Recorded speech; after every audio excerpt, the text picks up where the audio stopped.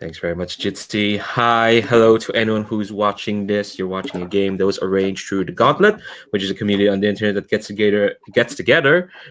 not gets a gator. Unfortunately, we're all too disparate for that. But we get together and play tabletop role-playing games online, sometimes accompanied by our ferocious, adorable cats. Yeah, there you go. You can find us at gauntlet-rpg.com, where you'll find all the stuff the Gauntlet does, which includes blogs, forums. There's a monthly zine called Codex that comes out with supplements to existing games and original games in itself. There's also the podcast network, and there's the Hangouts calendar to which this game is arranged. This is our second session diving into Band of Blades. Oh, no, it's reversed. But yeah, no, it's a Band of Blades. Trust me. To anyone watching this, it's a Forged in the Dark game of dark military fantasy by Strash Ashimovic and John LaBouffe Little of Off Guard Games. You might remember them from such works as Into the Dark and Scum Mini. Sorry, I clearly have not done this in a while. It's just like 2 sips of coffee. I don't know what's happening. So just to give folks a pitch to anyone's watching a Band of Blades, because the first session of ours was recorded, technical mishaps. It's now off to the ether. Sorry, you will not get to see our brave legionnaires defeating the infamous Doctor. Defeating the infamous Doctor first session. What the hey? Sorry, that's just all lost in memories of our players. Trust me, it was really cool. Anyway, the pitch of Band of Blades is that in this dark, grimy fantasy world of early modern era-ish persuasion, our brave players here are playing collectively the Legion, this storied group of soldiers and mercenaries who are now on the run, on the retreat after a devastating defeat against the malevolent Cinder King and his growing undead horde. We last saw our players retreating after the defeat at the Battle of Ettenmark Fields. They've regrouped and they've moved on to the Western Front. But let's get to know our players first. So I'm going to go by the order of how I see on my screen, which I don't know, Jitsi's weird, could be anywhere. So let's just introduce ourselves to each other and to whoever might be watching. So it's just names and pronouns and anything you might want to shout out, whether it's something you're involved with or just a cool thing, or just shout out, I don't know, a metaphysical concept, which I'm going to do in the moment. Hi, my name's Leandro. I use he, him pronouns, and I would like to shout out just the concept of communication and interconnectivity. Otherwise, how else will we be able to play this game?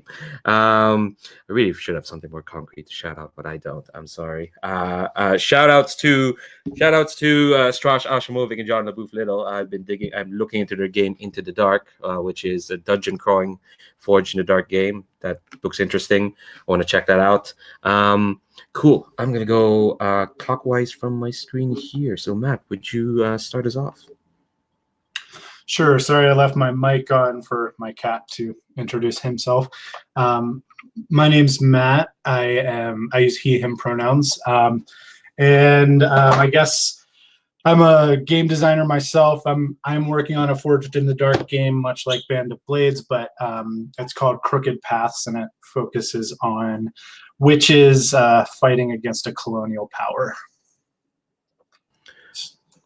I'm very, very intrigued.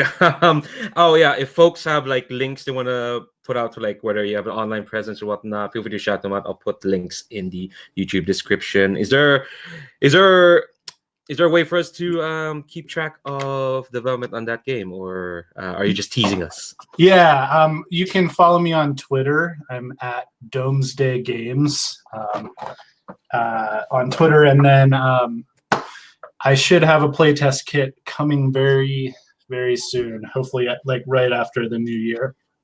I'm very interested because, as an aside, I'm doing this informal series in the Gauntlet where I run Forge in the Dark games on Fridays. I'm calling it Fridays in the Dark.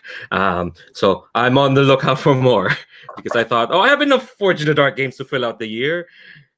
I'm 2 months off, so I'd be. Oh, hey, I've got an idea for you. Fab. All right. Next, I'll move on to Dan. Would you kindly introduce yourself? Oh, hey, I'm Dan Pusel. I am a technical theater educator in North Texas, and I will shout out the metaphysical concept of stochasticity, which is a fun word to say. And if I remember right, it means the emergence of patterns in random noise. Something like that. Hell yeah. I also like to shout out Dan's cat, who was padding in the background. But hope to see more cameos of them in the future. Chris, we come to you. Hi, hello. Would you kindly introduce yourself? Hey, I'm Chris Newton. I use he/him pronouns, and I don't really, have any projects or anything I'm working on right now. So, I'm just glad to be here. And I don't really have a metaphysical concept to shout out, but I guess that probably means like I need to shout out the metaphysical concept of, like, nothing. Okay, we always need to remind ourselves of certain concepts, and nothing is certainly one of those concepts. And last but not least, David, would you kindly introduce yourself? Hi, my name's David. I use he/him pronouns.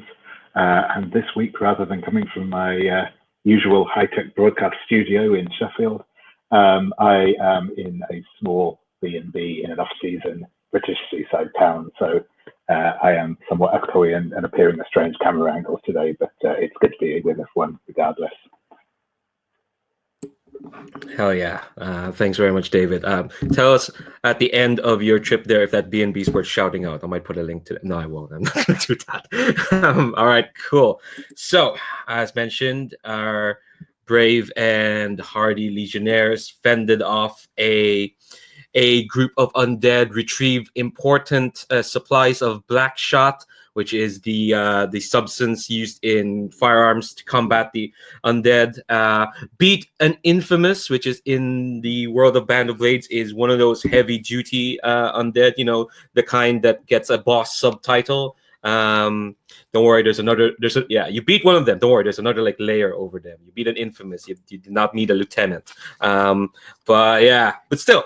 For the first session, goddamn. Sorry, no one can watch that. I apologize. That's my technical mishap.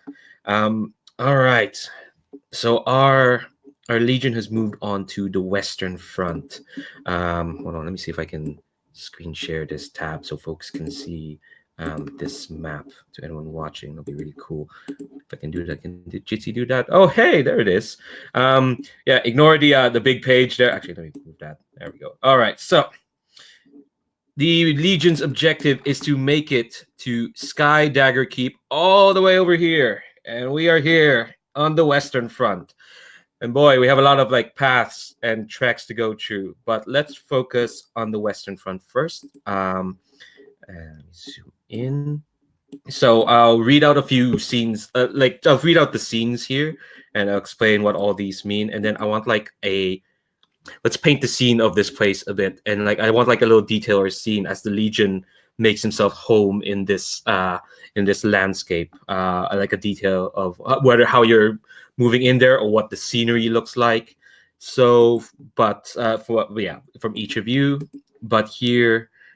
In the Western Front, we have smoldering and burnt ground, blasted by flame and touched by blight, twisted leafless trees standing silent above half-devoured corpses, broken spears, dead soldiers and horses, wreckage of siege weapons, dust clouding the air, wide-eyed, traumatized infantry standing and staring into the distance, refugees staying quiet, soldiers huddling in corners, talking in hushed tones, and retreat and escape. So this is the most touched by the war. That you are at the front lines. This is probably the place you left when you went to fight at Ettenmark Fields. It's not great, folks. So yeah, does anyone have like a little scene or like little moment or just like a shot or visual they want to add as like your group ends up here? I'll get something. I think. As we sort of pan in, you would see there's wreckage of all these old camps here from folks that have already fled, and I think the Legion has now set up our makeshift camp sort of as far away from the former battlefield as we could, like basically towards the outer edge of this sort of zone. And we've sort of cobbled together. You can see like the wreckage of other camps. We've obviously like snatched stuff from, like bits of broken wood to build palisades, and any sort of cart we could scavenge, or any sort of material we could grab from any of this stuff. You can see it's all just mismatched. Like the pieces of cloth are from all these different countries that were here. So there's all these different, randomly assorted colors. There's no rhyme or reason to it from the stuff we've managed to scrounge together. The palisades themselves, like some of the wood had been painted by people who were like overzealous and really excited before that battle that we just walked away from. So you've got brightly colored pieces of wood next to like half scorched and semi-burnt chunks of wood that we've managed to take and plug together into a wall or into a small bridge to go across our little trenches and things like that.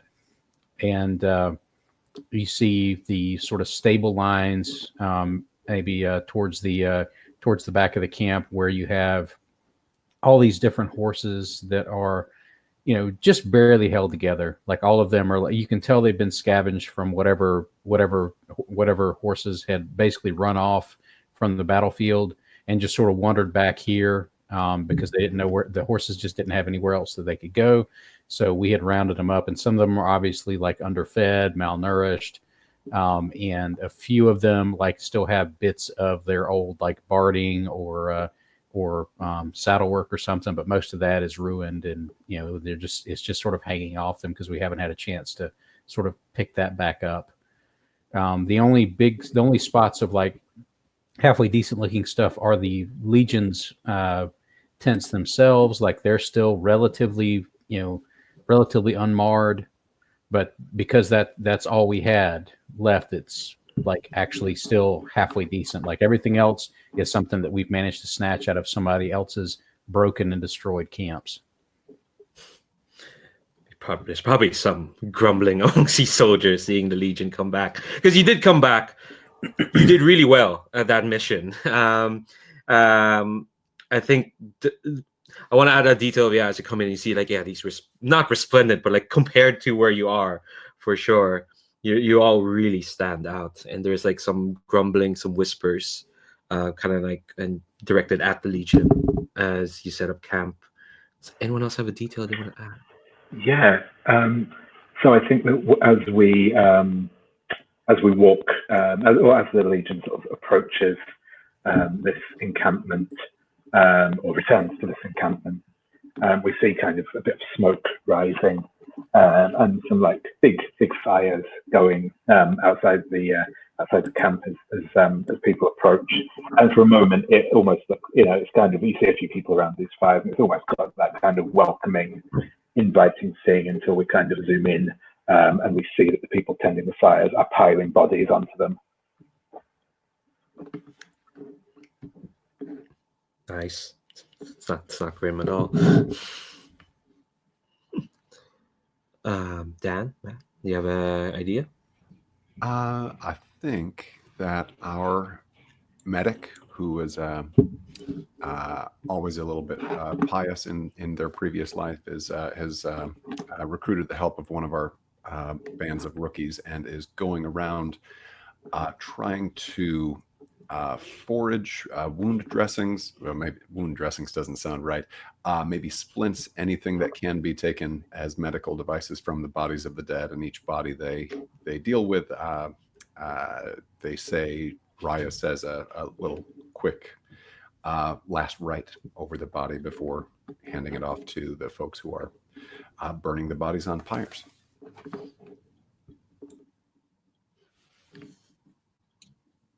Yeah, I think just to go with to sort of zoom in from like Chris's scene, Violet has this like cart that it's sort of like half her house and like half her like supply cart, and they're like every few steps, like she's pointing something out, and like a rookie's grabbing it and throwing it on the cart, and she's sort of like, we could use that, and just sort of like you get the sense that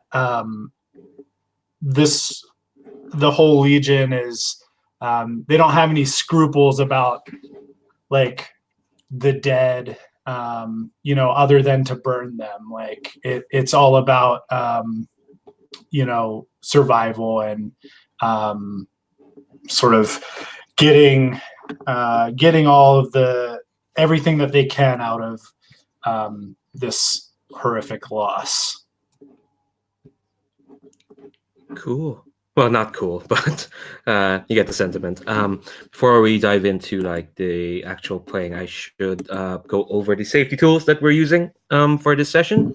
I'll remind folks we have our round of lines and veils in the Roll20. It's under miscellaneous. They're at the very bottom. Lines are things that we won't cross. It won't show up in the fiction at all. Veils are things that can happen in fiction, but we're not going to concentrate on it. We'll fast forward over them, or it happens off screen, or a sentence or two. That's all they're going to get. That's what veils are for. We're also using the X card for this series. Basically, if we do roll into a scene or folks feel uncomfortable for any reason's fine. In fact, you don't have to explain what the reason is, and it could be anything, like a name or just the general tone of the scene, or something that happens in the scene. I might ask some questions. You can say you want to X card that either on our chat here or on the Roll20, or you can make the X symbol here on the video. I'll try to keep watch over that. I might ask some questions on what specifically is being X carded, but no one gets the question if it's used. If it's used, we should respect that. We'll roll back and try something else. And finally, we have an open door policy. If folks need to step away from the table for any reason, again, any reason's fine. Whether there's an emergency, or you're more tired than you thought, you need to take a break, or you just need to take a break for like 5 to 10 minutes, people can call that in at any time. And we'll pause the game and accommodate yourselves. Cool. So I'm going to go through one step by step how the campaign phase usually works. I'm going to scramble some stuff because there's some stuff that's just like not going to happen, or just I've already done, but we're going to go through them step by step. And I realized I probably should have screenshotted this and put it as a handout in the Roll20. I'll do that in the break. Sorry. Holidays, things have happened. All right. So the first thing that happens is time passes. Time just passes. It has to. That's what happens. So here's what happens when time passes. Oh, that rhymed. You can tell I've had half my coffee. So what happens is the commander, which in our case is played by Chris, Commander Valentina Sashanovich. This is just simple bookkeeping. You are going to add 1 tick to the currently unfinished time clock. And could you tell us how's that clock doing?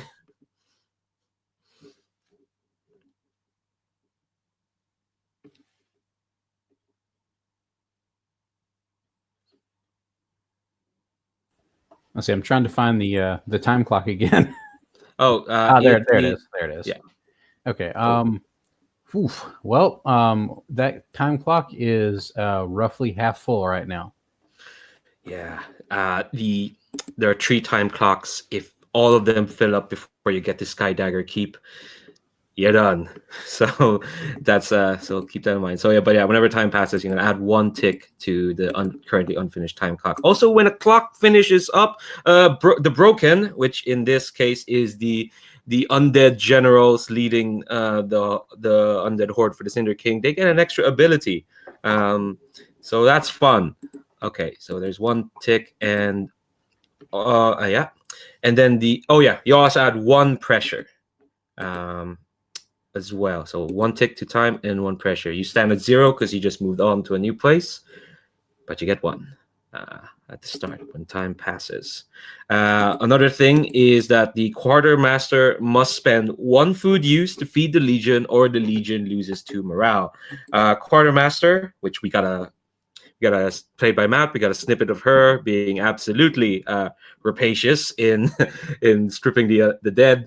Do we have enough food, Quartermaster? Yeah, we've got plenty of food.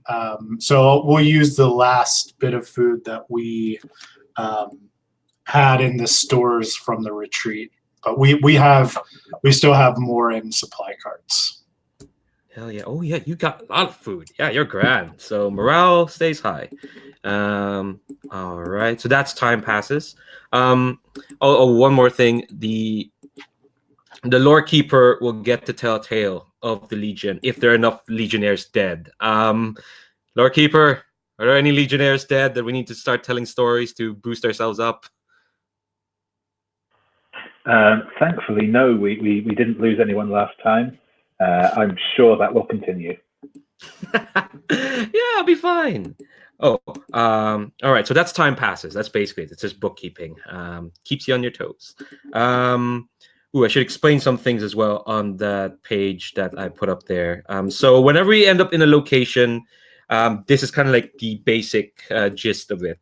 Those pages. So you see what the mission types are available, and the asset rating. The asset rating is basically how well provisioned that place is, and that's what you roll when the quartermaster is using to acquire assets. Like, hey, we need more food, or we should do some recruiting, or we need horses or whatnot. The Western Front's asset rating is a 0, so that means the quartermaster, will be rolling 2 dice and taking the lowest. So yeah, so they're not slim pickings in the Western Front. Also, each location has special rules, which is fun. For the Western Front, when you advance, you're going to add an extra die to your pressure, because this is where most the undead are.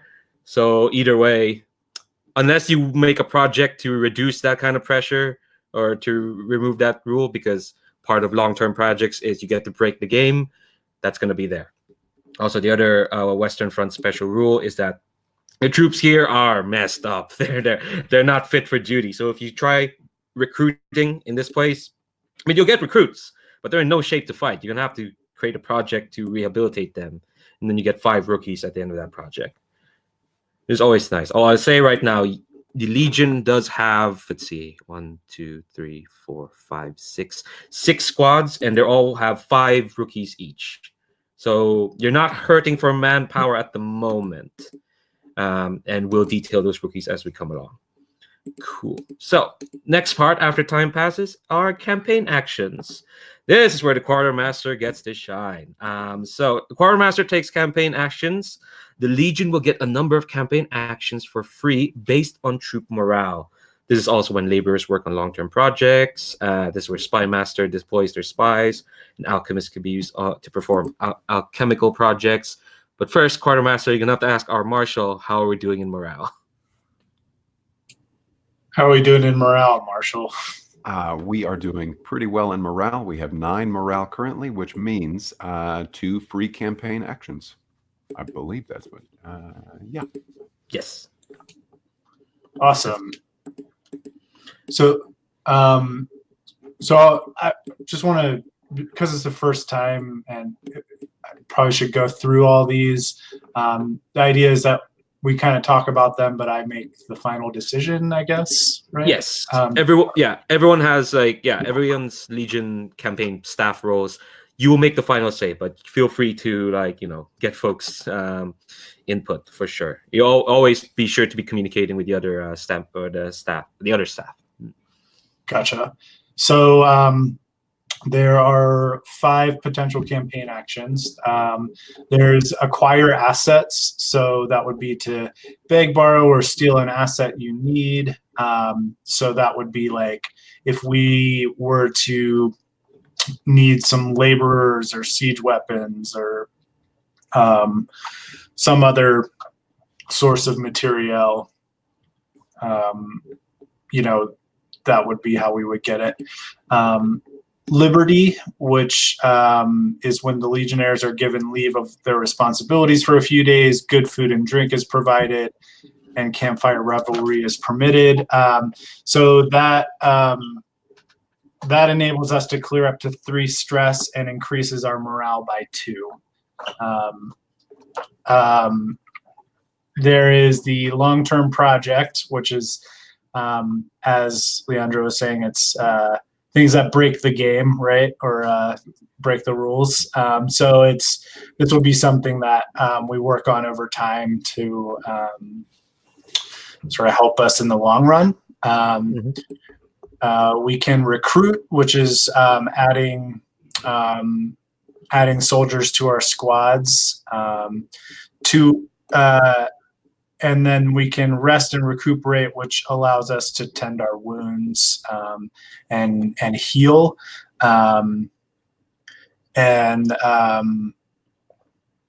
Let's see. Yeah, and so we have. I realize it says to make an alchemist, either an alchemist or a mercy, and I made both. I think I was just confused. Oh no, you start with one alchemist and one mercy. Okay. Start the campaign. That's fine. Okay, great. So that the mercies come into play on the rest and recuperation section. So my thinking was Liberty would definitely be useful here because we all got pretty stressed over the last mission. And it can't hurt to boost up morale a little bit. Oh, by the way, all of these things can be boosted with supplies. So if we spend supplies, we can get extra bonuses on top of the typical roll. How many supplies do you have? How much supply? We just have 2 at the moment. That's the starting amount, I guess. Yeah, your winning a mission got you extra black shot, not necessarily supply, but yeah, black shot. So does anyone have any thoughts on what we need to get done here? Well, I know the heavy took a lot of stress last time. I think she's got 1 stress box left. So if we're going to use the heavy for anything, we probably need to give her some sort of relief with one of those actions.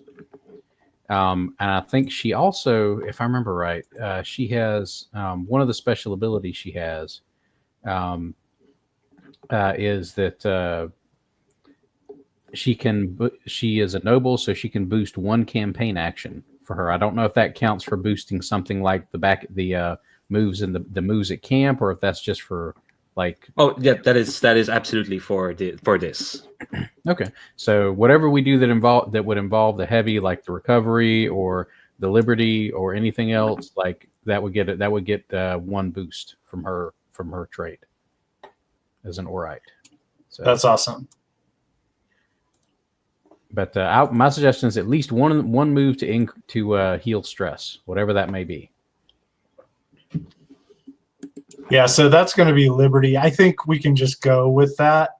What does everybody's stress look like? Because if we boost the Liberty, we clear all stress and increase morale by 4. But if we only need to clear 3 stress, we might as well just do that, and save the boost for something else. Well, I've got like 5 stress just on the Landgrave, so I don't know if we need to clear I don't know that you necessarily need to clear all of it, but yeah, and I will say go ahead, Dan. Oh, sorry, the medic has 4 stress. I think the sniper had a significant amount as well. 3. Yeah, he had 3. So and there's 3 on the scout as well. So everyone will definitely benefit from the regular one. If we get the boost free, it might be worth doing that. But go ahead, Dan. Can I clarifying question? It's been a little while since I've gone over the rules.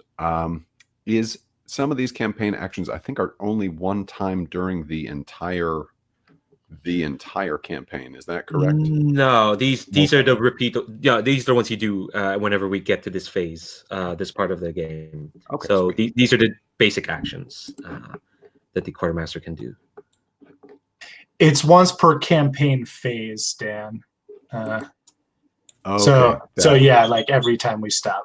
That does make things a lot easier than I thought this I thought this would be awesome. Oh, there's like how many locations between here and Skydagger Keep? Imagine if we can only do Liberty once. That would be wow. That's hard mode. Well, I will say, like, of all the places we could give the troops like Liberty time, like this is actually the most miserable. Like there's no town to go get sloshed in or anything like that. Maybe they just need the boost here, though. You know, like they just need to. Yeah, maybe they'll like rally the rest of the area. Yeah, if we give them beer and if we give them a lot of beer and smokes, maybe it'll kill the smell of the battlefield.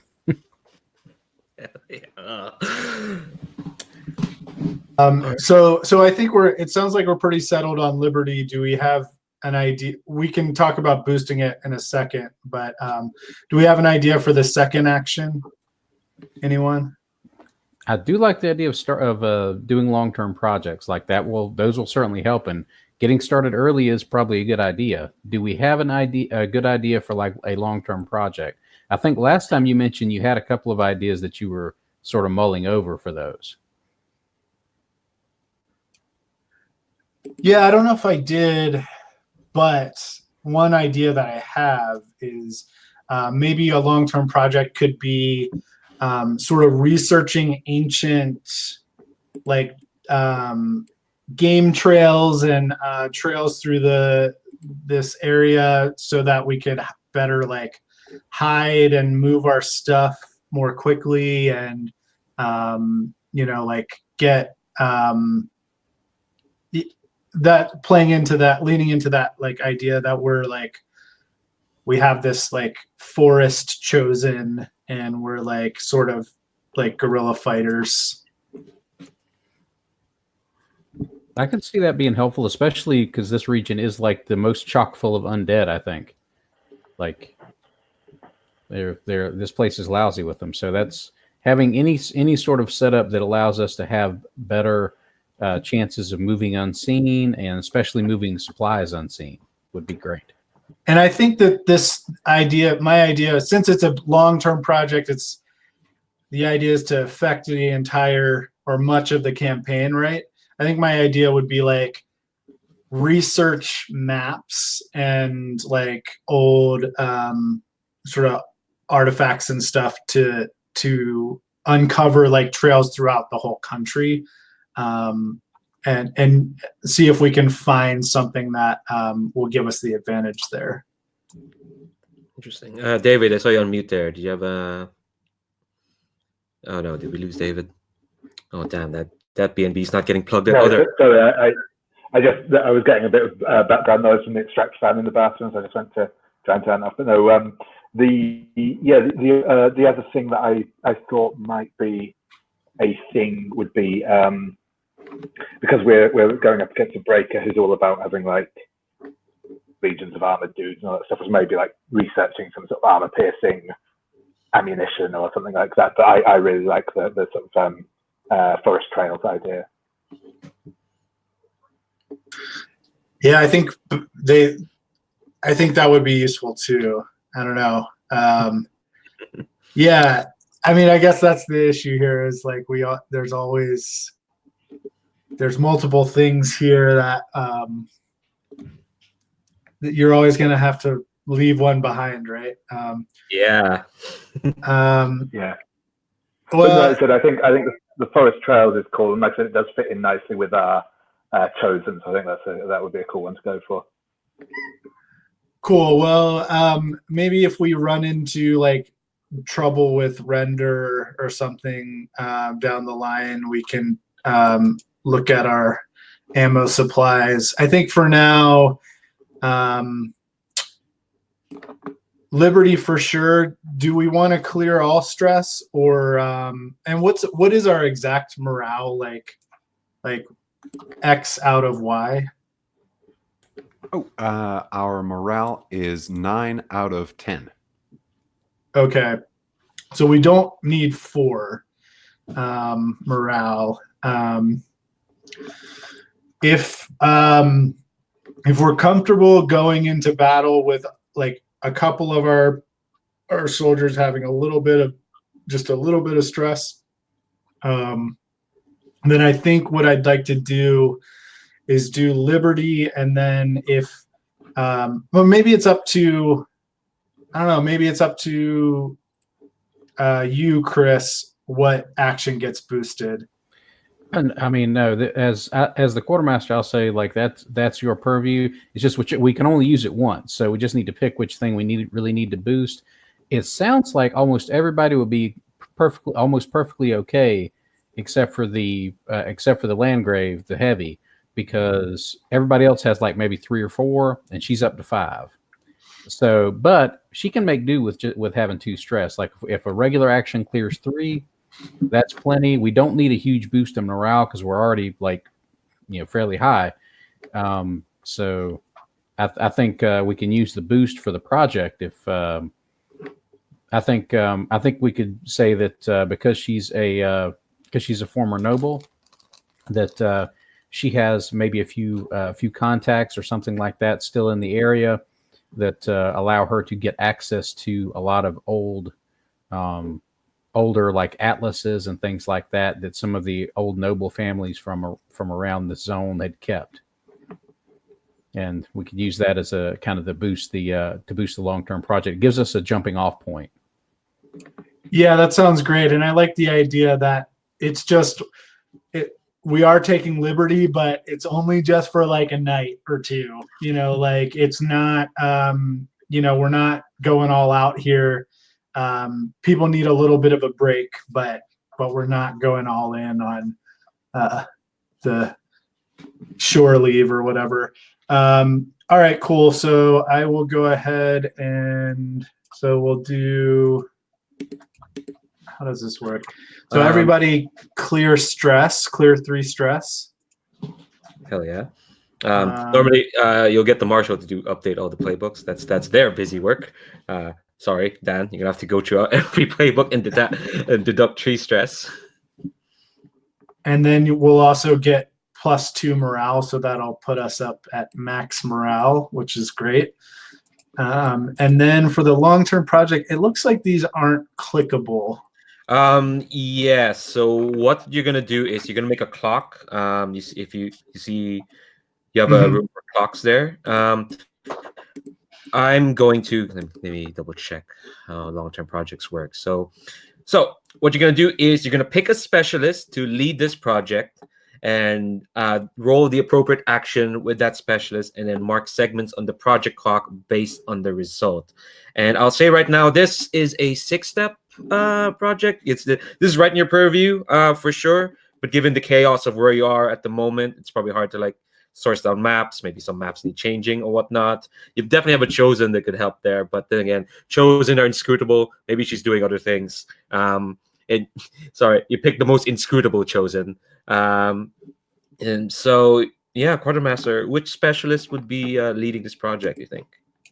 I think maybe it makes sense for our scout Scarlet Dancing Glade to be the sort of lead with the backup from Landgrave Feyre doing this sort of research. So our scout is actually going out into and scouting the area, and Feyre is backing up with the research.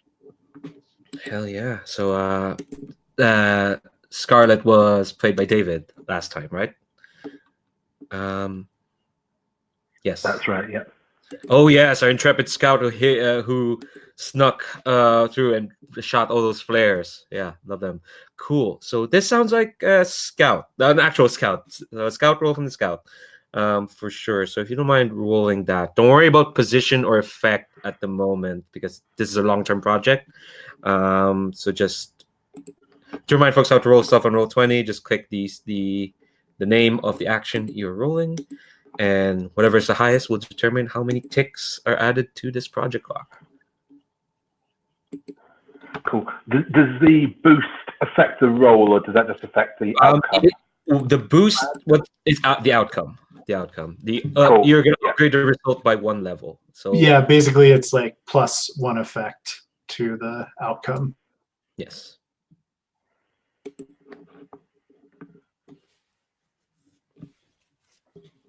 Oh wow! So you went from a 6 to a critical. So you tick off five ticks of that clock. So you're one tick away from finishing that. Can we get like a small like vignette of how Scarlet and Vera are like just killing it with this scouting?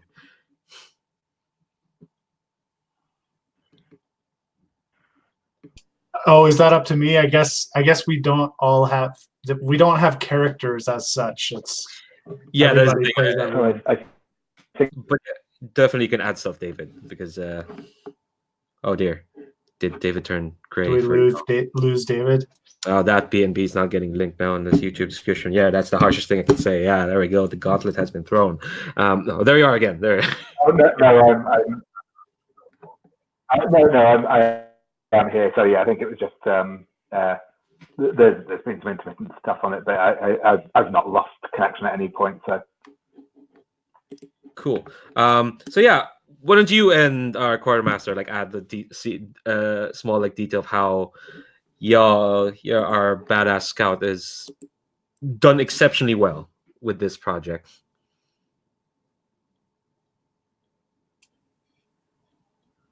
So I think Scarlet. yes, I think maybe we. Sorry, I was just a little confused. So go ahead, David, and I'll fill in the. Hello, David? Oh no, they're frozen again. Yeah, sure. So I think maybe we get a just a sort of shot of like probably just as the. Actually, no, it will be just as the sun's going down, because there's no point in trying to scout out undead at night because they're undead. So I think it will be just as the sun's going down. The encampment has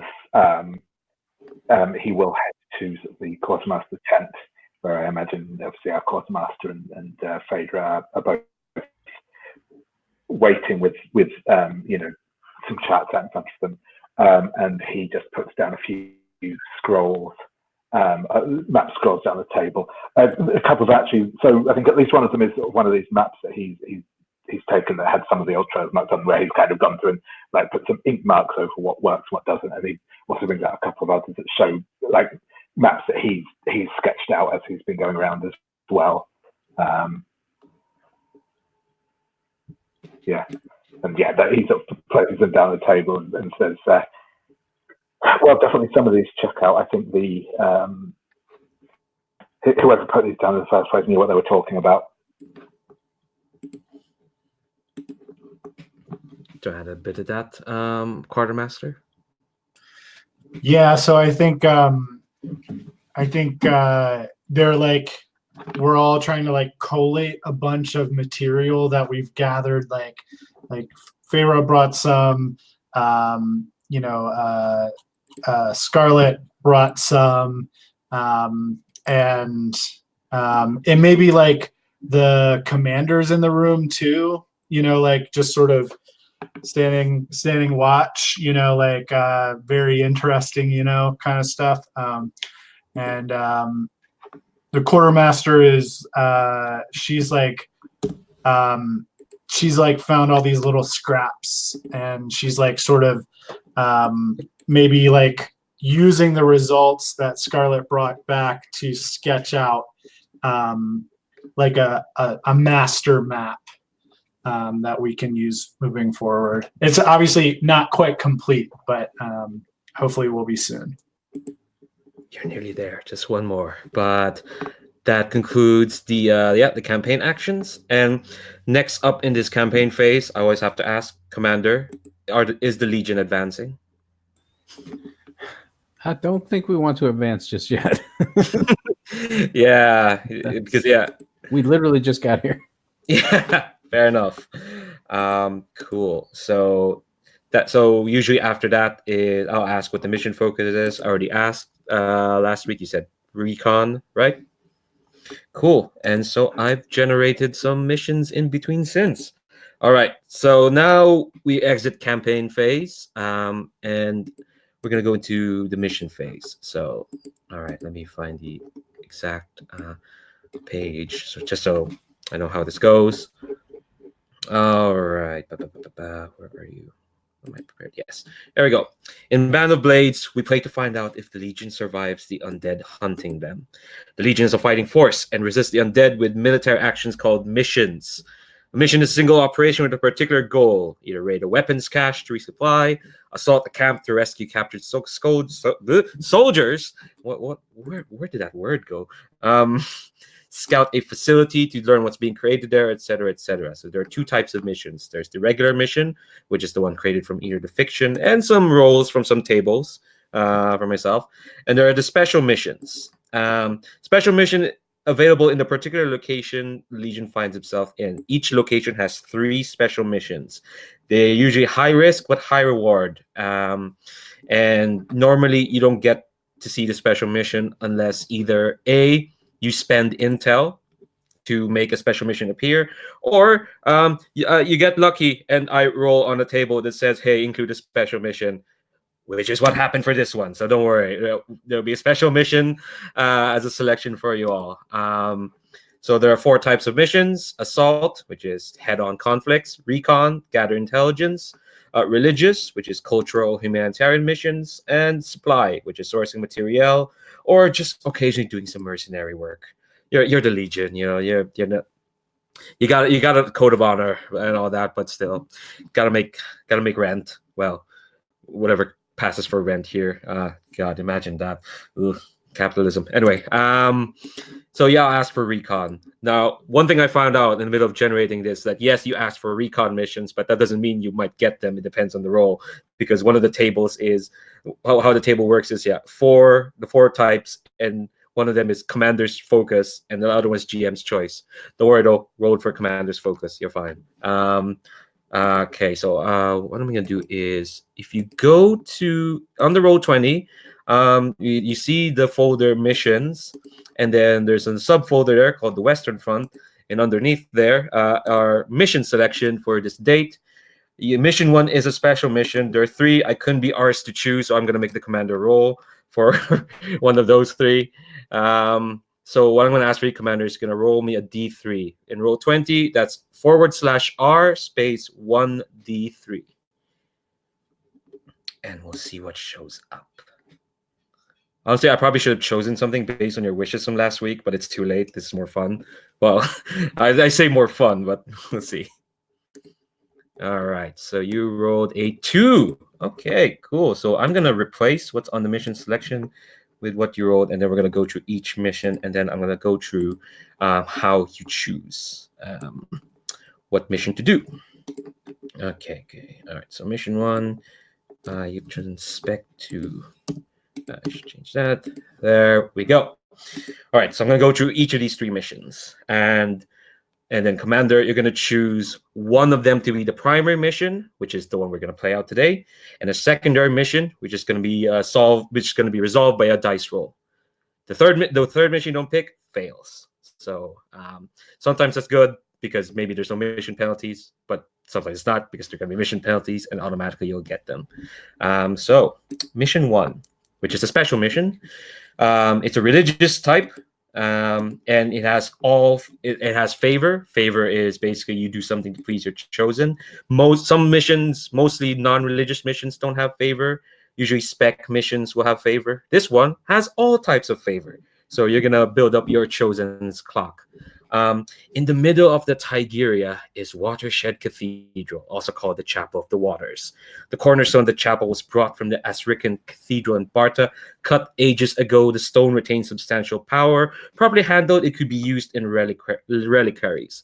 The church is behind enemy advanced troops who are currently defiling it. Expect heavy resistance. So for that mission, you get 2 religious supplies. You got quite a bit, but you get way more. And religious supplies are used to counteract like corruption and whatnot.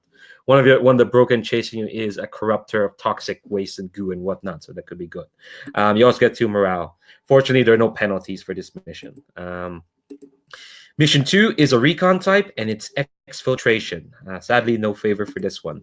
One of the Legion's alchemists, Velka, was sectioned off with the Aldermani 10th Corps on a recon mission to find out how the Cinder Kings broke and working together. Upon arriving at the Western Front, as in the Legion, you discovered that the 10th Corps had been decimated with few survivors left. They assert that on the retreat, they were set upon by the Knights of the Black Oak, and they carried off Velka and killed the rest. They say that Velka had been babbling about uncovering a link between the two broken chasing you, Render and Blighter, hence why she was taken alive. The 10th Corps have located the camp where the Black Knights are, retrieve Velka, and recover whatever info she may have uncovered. Mission reward is you get 1 Alchemist and +1 Intel. And I'll say Intel, it ups how many Intel questions you can ask. You don't have to spend Intel to ask Intel questions, which is nice. Penalty, though, is you get added time because, well, whatever she may have uncovered, I don't know, Render might be interested in that. Who knows? The last mission is an assault mission. It's powerful undead. The Legion has claims on infamy for dispatching the Doctor, and so been directed to another such infamous undead, the Hound, known as Eater. Last seen setting upon a civilian caravan near the road to Plainsworth, its haunting baying presence has made resupply to the front difficult. And when I say baying, as in like when it yells and screams, it screams with the chorus of 1,000 dead souls. So it ain't subtle, this Eater. Drive the bastard away, whether through forcing him and his force away or taking him down and reopening the supply lines, buying the Legion time and a boost in morale. So reward for that is +2 morale and -1 time. But the penalty is you lose supply because, again, resupply is rough here. So, Commander, it's much like Quartermaster, you can solicit out opinions. Maybe we can have do this in character with other staff roles talking about, or if you want to just talk amongst the players. But yeah, you're gonna pick 2 missions, 1 to play out, 1 to dice roll, and the 3rd mission will fail automatically. Whew. Okay. So I'll be looking for input. I'll give you guys kind of my thoughts first, and then kind of see what y'all's opinions are. Let's see. Right now, we've kind of got a lot of morale. So the morale rewards aren't particularly inviting at this point. My instinct is to see if we can get the exfiltration one done. Like make that one of the 2 missions that we do. Because I definitely don't want extra time on our hands because we've already got a 6 click out of 10 clock for our current location. So the fewer clicks on time we have, the better. I'm not sure about the other 2. Like I really like the idea of having those extra religious supplies because those are going to be really useful since Blighter's one of the broken we have to face. On the other side, though, I don't like the idea of losing supply. So, kind of, what are y'all's ideas? I really think Mission 2 is something that we need to do, but I'm not sure necessarily which of the other 2 we should we should focus on. I think that we don't have a ton of supply, but we have Feyre's ability to boost our actions if we need that. And we have really high morale right now. So supply is not a huge concern in my view. I mean, it is nice to not have, if we fail mission 1, there are no penalties. So, it doesn't hurt us at all, but it's also got probably the biggest payoff, I would say. Yeah, that's similar to my thoughts. Oh, sorry. Go ahead. No, I was going to say exactly the same thing. It's like, it feels like the religious one has like it has no real cost, but the opportunity cost is quite high on it. The favor, I think, is really useful, and the religious players would be cool as well. I'd like to I think that reducing our amount of time would be really nice, but yeah, I would probably be inclined to run the recon mission, roll for the religious mission, and fail the 3rd one would probably be the my gut instinct. Yeah, I was leaning towards like letting mission 3 ride as far as the failure mission. I'm still sort of torn on which of the two missions to play out though, mission 1 or mission 2. I think honestly, I think the mission 2 would be the most interesting and the most fun to play. So I'm kind of leaning in that direction because it sounds really fun. Well, and if we're doing just an engagement roll for mission 1, we get favor on it, so it'll be an improved roll. So we're more likely, like we can bounce back from a bad engagement roll if we're there, but we can't if if we're not actually fighting it. Gotcha. Cool. Dan, what about you? What do you think? Let's see. Yeah, I agree. 1 and 2 are my preferred one from a personnel perspective. There's a pretty easy split of what specialists go where. Let me see. Yeah, Well, that is your job.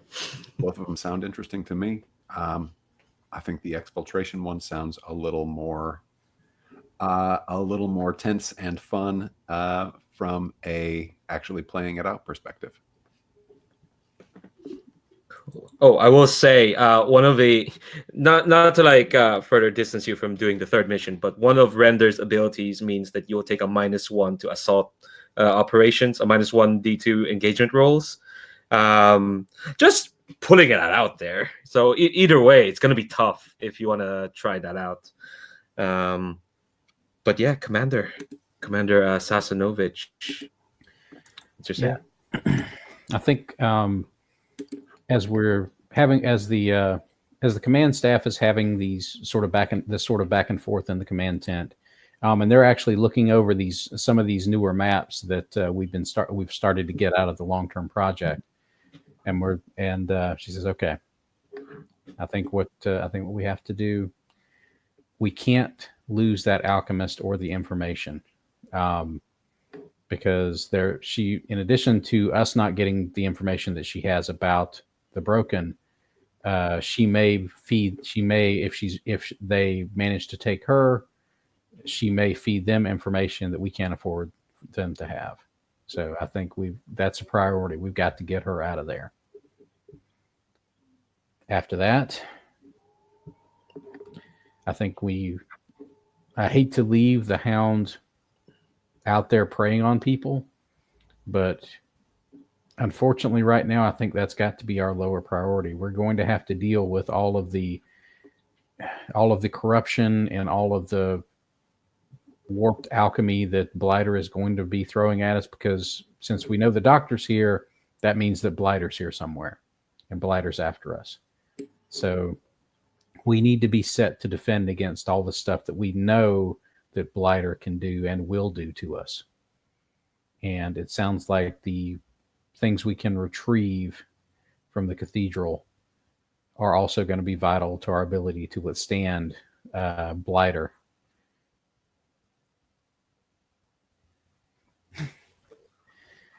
And I think she sort of looks and smiles a little as she looks a little admonishingly at the Legionnaire, who should not have been popping up during this command discussion. But she also smiles just a little bit because we got that bastard. Hell yeah. Oh, for anyone watching, I popped in the chat. Legion in the background says, Doctor used to be here. Not in that way, but like, yeah, it used to be here. All right. Okay. So we're going to send the team, the playing team, to mission 2, for the exfiltration, because that sounds, honestly, that's not really like a strategic decision. It's just that sounds like a way more fun mission to play. I mean, that sounds awesome. And the cathedral mission we'll just roll for, and mission 3, the hound, we're just going to have to let the hound run.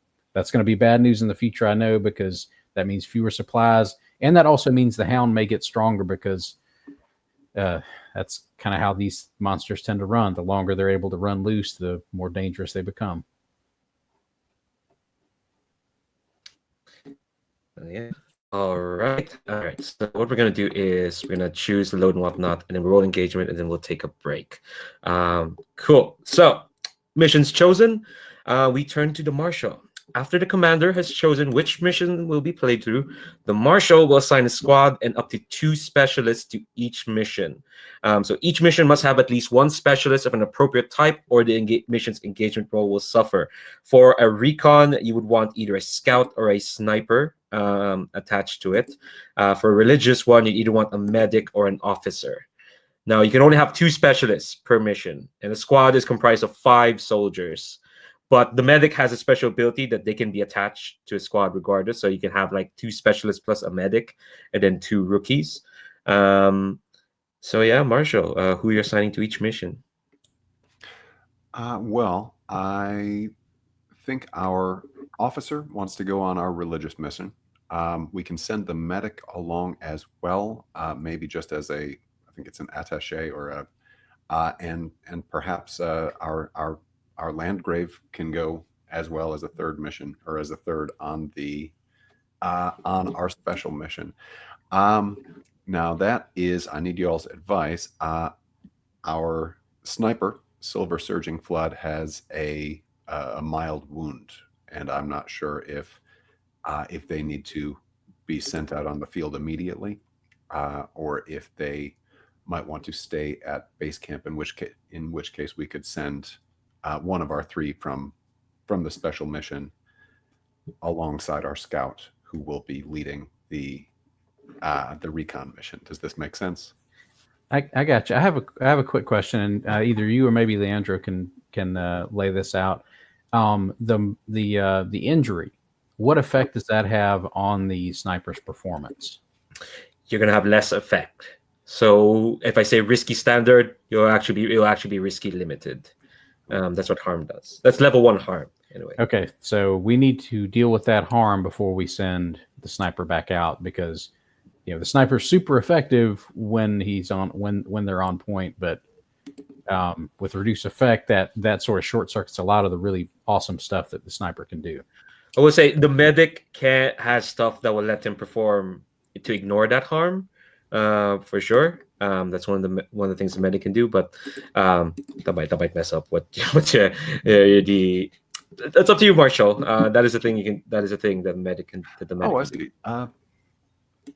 That sounds like an interesting idea, and will make the medic more useful. So, on our recon mission, we have our scout, our medic, and our sniper. I think Scarlet Dancing Glade will be our leader on that. And on our special mission, on our religious mission, we will have our officer and our heavy, who are both. Oh no, they're different. No, they're different backgrounds. Okay, sorry, I was about to say they're both from the same region, but no. Cool. All right, and you also assign up to, let's see, you have the squad is limited to like 5 soldiers, so you can have 2 rookies with our primary mission, with a recon one, and 3 to the special one. You don't have to detail names, just tell me which squads they are, so I can like start making sheets. I did make sheets for all the Ember Wolves, which is the ones we met, for sure. But we're definitely gonna have 2 rookies in the mission we're gonna be playing today, for sure. Let's send the Grinning Ravens on the recon mission. Ooh, Grinning Ravens. They have a motto: "We laugh at death." Because hold on, I need to look up the write-up. Sorry, I have like 5 million tabs, each with the same PDF, in separate places, so I can like go through each one of them. But where is the Grinning Ravens? All right. The Grinning Ravens are the backbone of the Legion, traditionally the most numerous squad. They're like the second wave. They follow in the wake of the Ember Wolves. They hold out against all odds. They overtake positions. The original founder was known for a famous spear, not fear, spear. I don't know. It'd be weird if you're famous for your fear. It'd actually be sad, but no. Famous spear and habit of laughing mid-battle when the odds are at their worst. So, all right, we're gonna have 2 rookies. One of the things you do as well, Marshall, is you assign. Well, it says here you assign which player plays which character, but I think we're probably gonna let everyone pick who they want to play. Cool. All right, I'm gonna add 2 rookies to the Grinning Ravens. Give me a second. The nicer thing if we're playing this IRL is I can just like go to my folder and pull out 2 rookie playbooks, but not to make 20. Hold on. Rookie 1, and can I just duplicate that? Nope, I have to make another one. Oh, sorry about this. Give me a second while I make these sheets. And rookie 2. Nope, that's Rocky 2. No, do not want that. There we go. And I'm gonna show them to players, show to everyone, and make them editable. Darn. Okay. Sorry about this. Whenever there's dead air, I just keep muttering to myself. It's not great. All right, players' journals. Go and command control one. There we go. Okay, cool. So there should be 2. I'm gonna bring up the Grinning Ravens. There should be 2 sheets there now. All right, just to recap, we have our scout, Scarlet Dancing Glade, and our sniper, Silver Surging Flood, to this mission, along with our medic, Raya Arani, and we've got 2 rookies. So, Marshall, who's playing who? Okay. Oh, go ahead, David. Go ahead. Oh no, I was just going to say I quite fancy playing a rookie, if that's okay. Me too. I want. I definitely wanted to try out the rookies. I'm happy to stick with the sniper. That's cool. Cool. Yeah, and I can hang on. If okay, that means the scout is the only one unaccounted for. Does that sound right?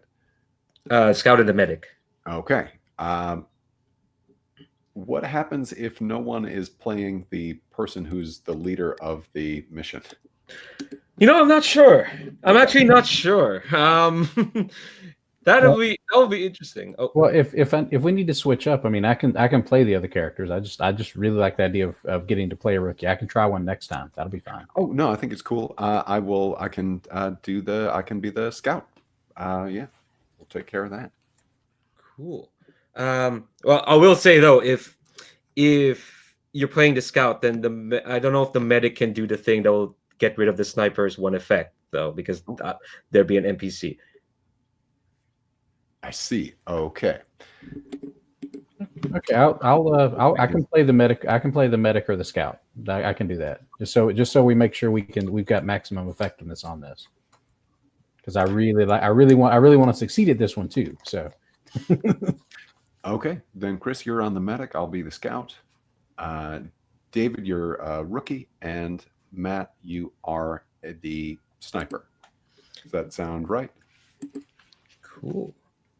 All right, so now we've got the characters. You're gonna choose your load. The load resets in between missions, so you're just gonna start over again. You can choose the load and the items you'll be carrying. Utility load may be spent to bring something from a selection of extra items on the mission. Give you a moment, David, to create your rookie. Poor soul. Give you a moment to think about what to bring. So I'll reiterate what the mission is. So your mission is to exfiltrate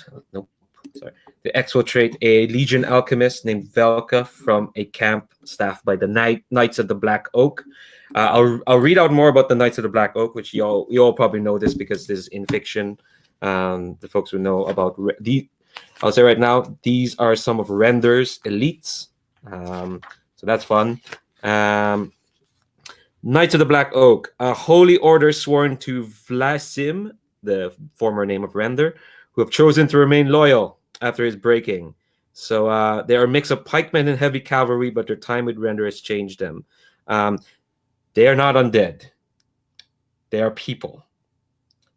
Bastards, honestly. That's what they are. because they're still alive, black shot has reduced effect. So he does a warning. So feel free to not have to use black shot in this. Well, there will still be some undead, but like it won't be effective against the Knights of the Black Oak once you see them. But this is their encampment, so keep that in mind when you're choosing your load. What sort of weather will we be encountering on this mission? Like, do we need to make plans for like winter clothing or? Let's see. Let me look at the Western Front. I think it's still summer.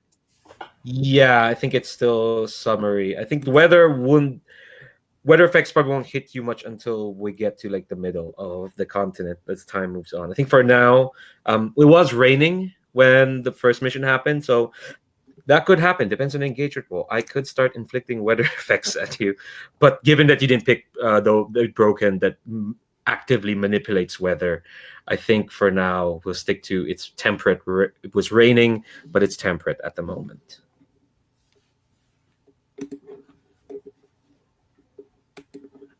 All right. Cool. So, have y'all picked load? What would be I mean, is there a game effect specifically for the quieter, faster effects of light load, or is that just sort of something we'll work into roll results when we narrate them? Yeah, that kind of affects effect and positioning for sure. Say like you're trying to get away from a horde, but you picked heavy. I'm gonna say then, oh well, that means the effect is gonna be limited. Or say you need to sneak up on someone, and your load is light. I'm gonna say, oh, it could be great effect because weather is covering you and you don't have much on you, so the effect is gonna be good. One more question: what on the utility options? What does the bandolier carry? I notice it has bubbles to be filled in as you use it. Like what's it? You're playing the medic, right? Yes. Okay, so the bandolier, if you look up, you see all right, medical alchemy. Basically, whenever you say you're using something from the bandolier, you're losing one of those sorry, alchemical items. So you got stuff like owlsite oil, which lets you see in the dark, or chem bomb, which neutralizes most poisons and toxins. The bubbles on the bandolier basically like you're checking off how much you're using, and then you're declaring, oh, this is what it is. Okay. Gotcha. So it's alchemical. It is from a collection of alchemical stuff. Mm-hmm. Okay.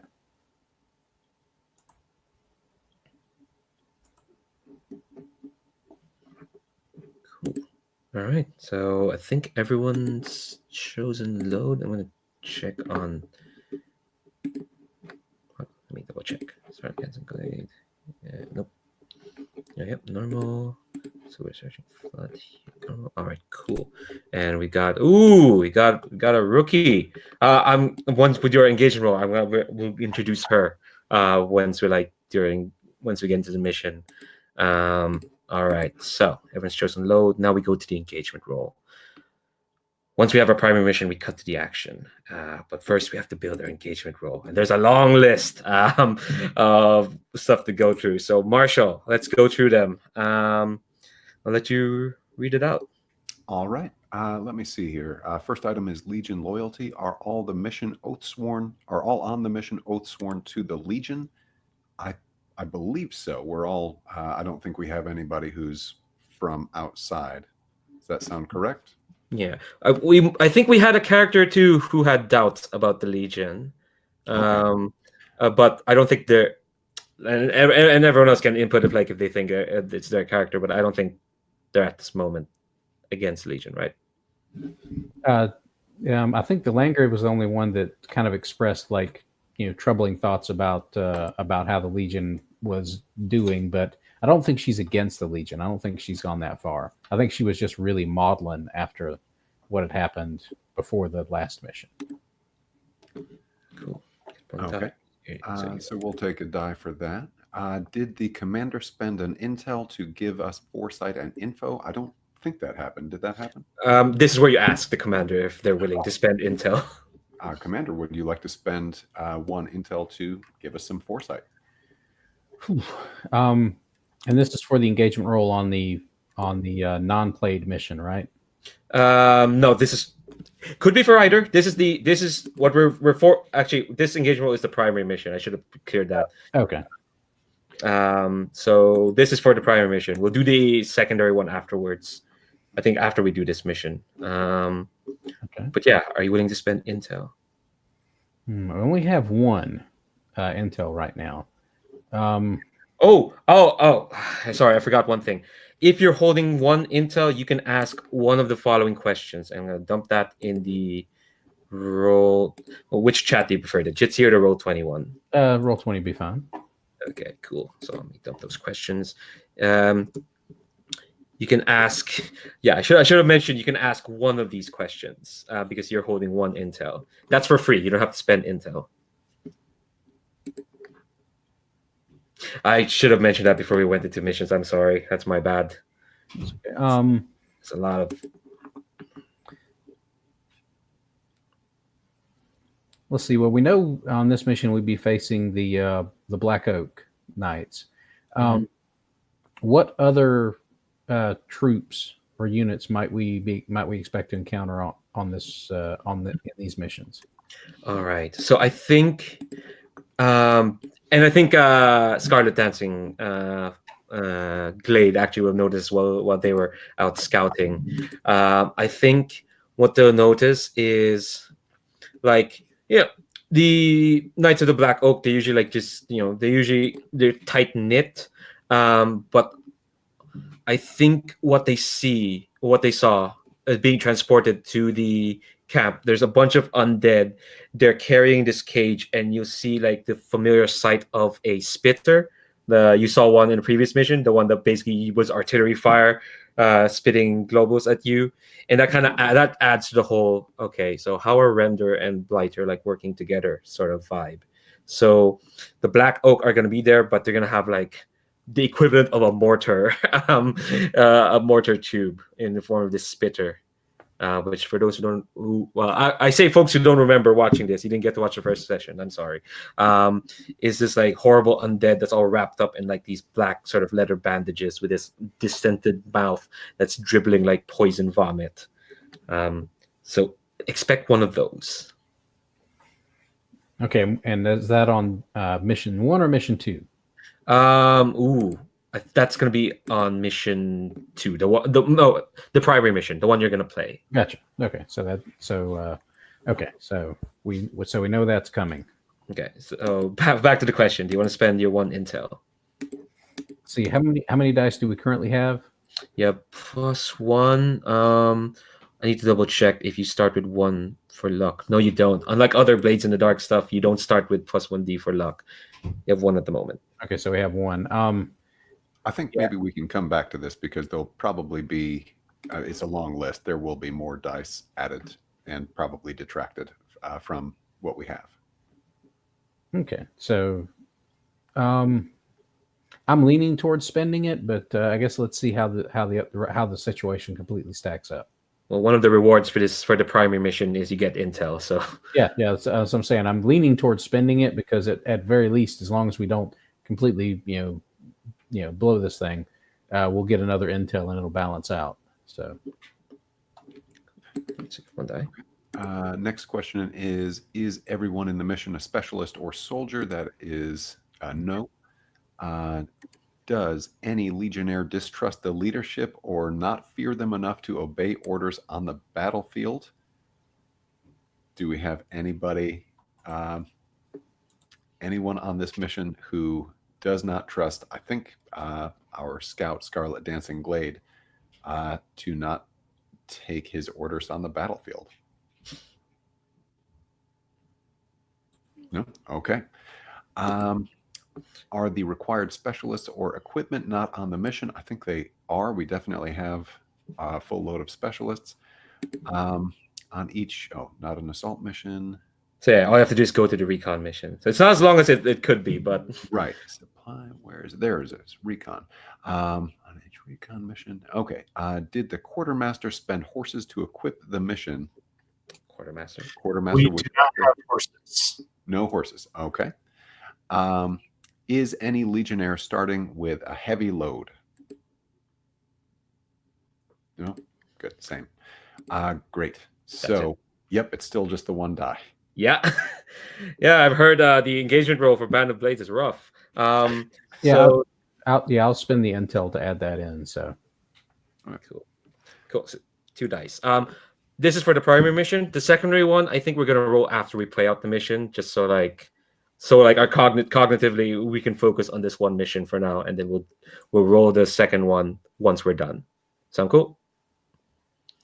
Oh yeah. All right. So, Marshall, you get to roll the engagement roll. So, if you scroll to the top of your sheet, you have to see roll fortune. That's the button. So 2d6 or 2 dice.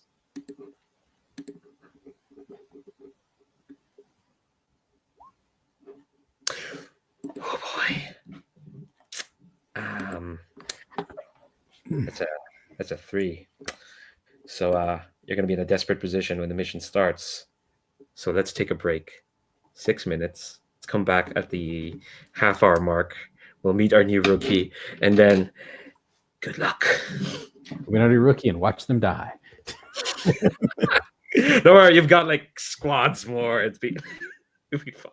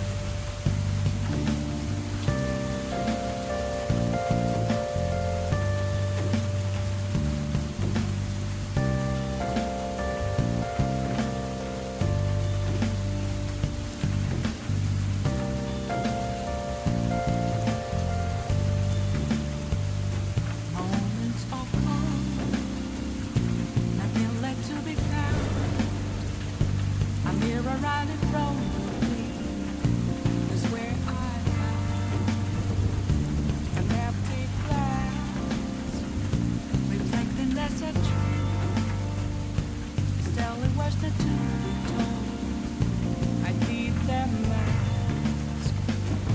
I'm a sharpshooter at first masquerade. Heart in both face and mind, free for you to draw.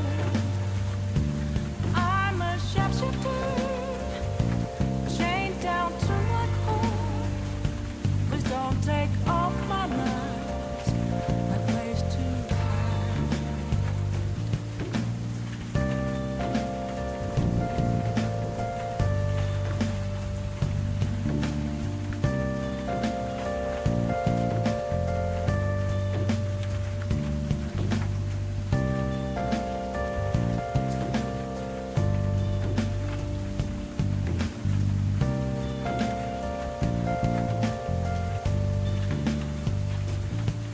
I can't tell you how to see me.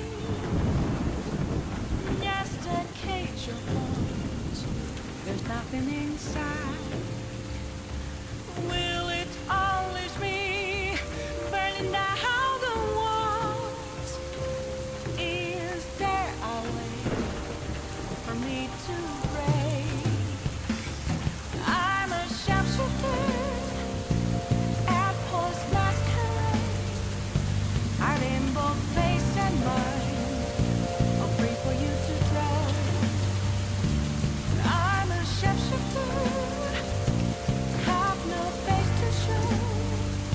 Please don't take off my mask, night and sky.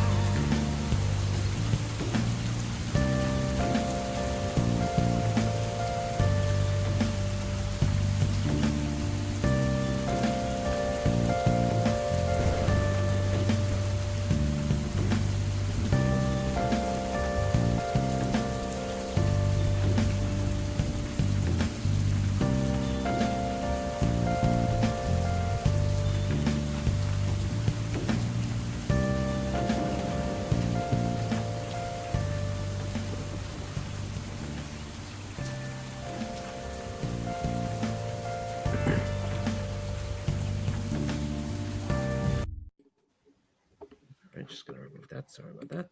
Here we go. Cool. We're just waiting on David. All right.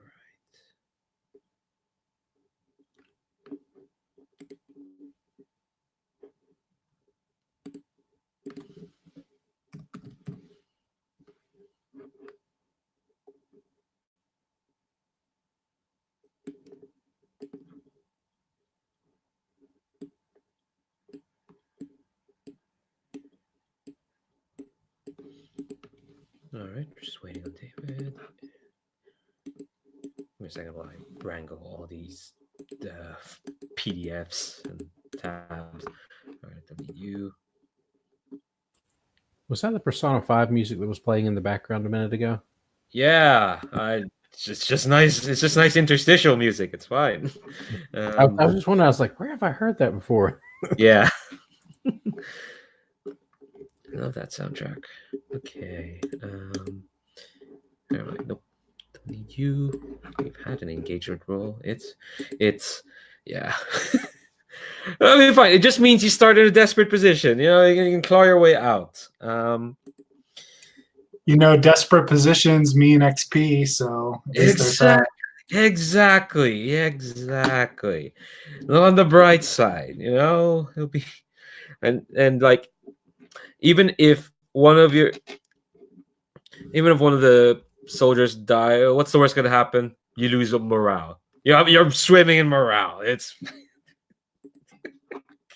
Jesus Christ.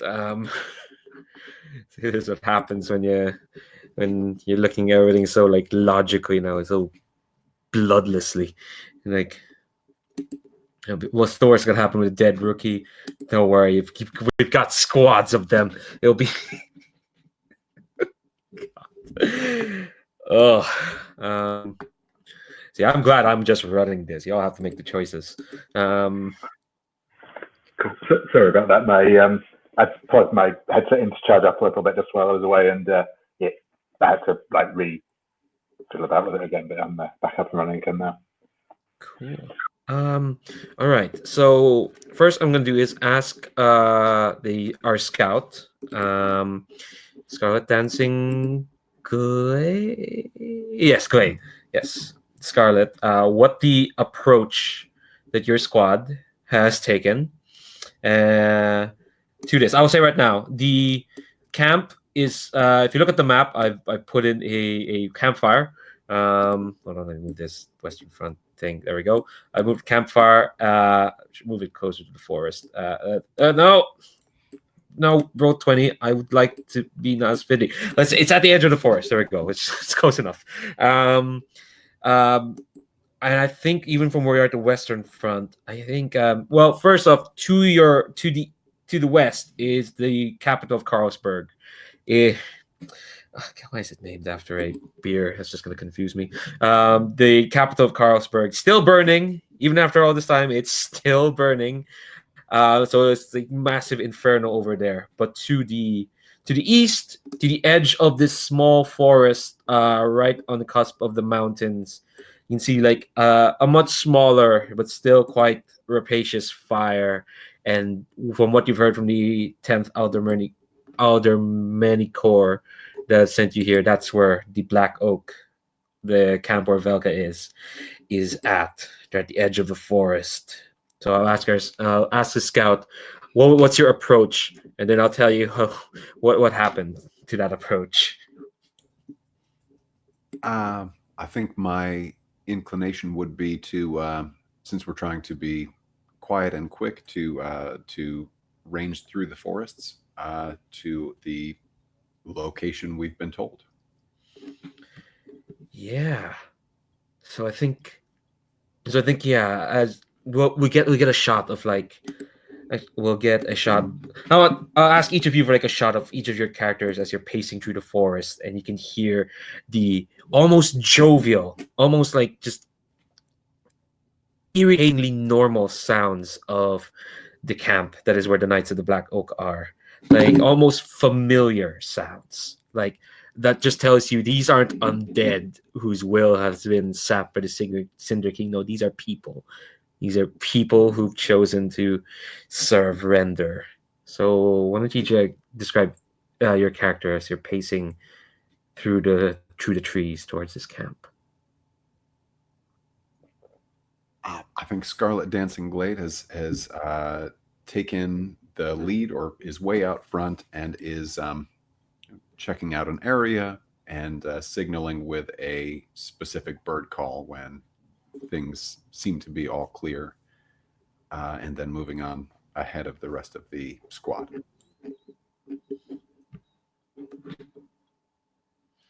Cool. What do we see of the other characters? Let's see. I think the medic, is it Rhea or Raya? Dan, you created that, right? I've been saying Raya, but Raya. I think it's... Okay.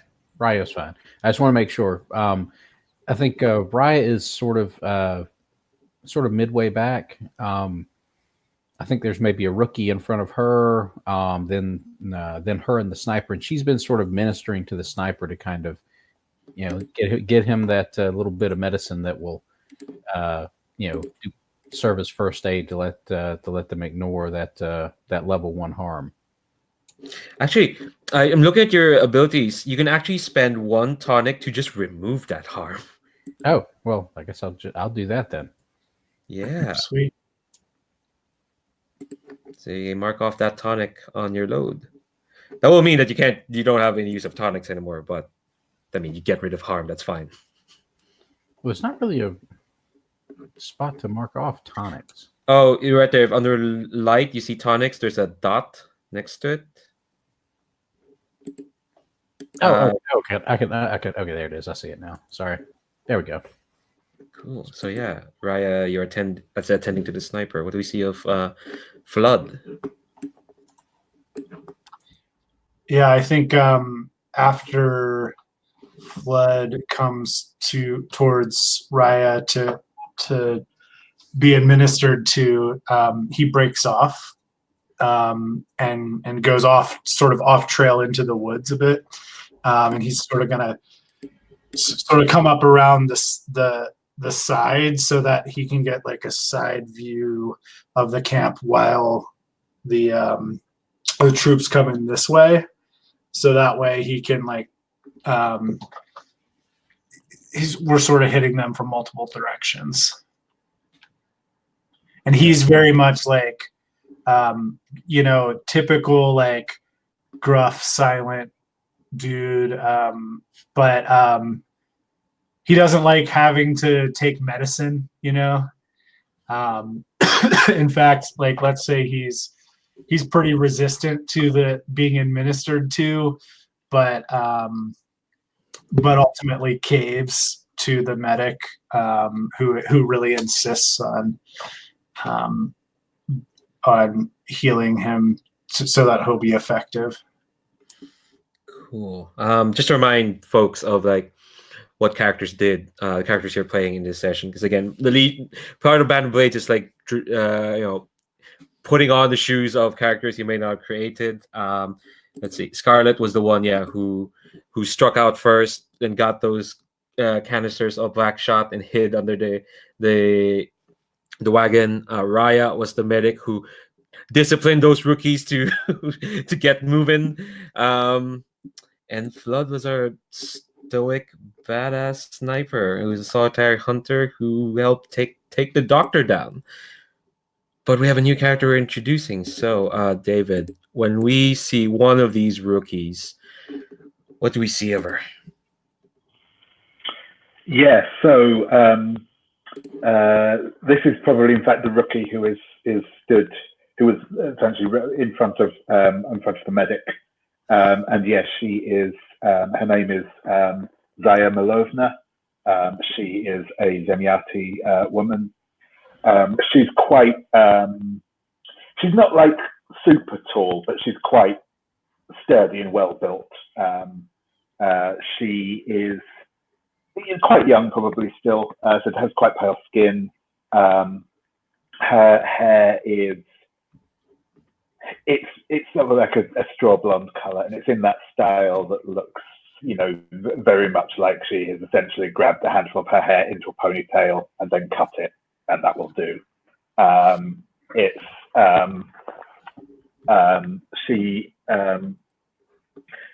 She's actually kind of got a bit of a hard look to her for a rookie. She doesn't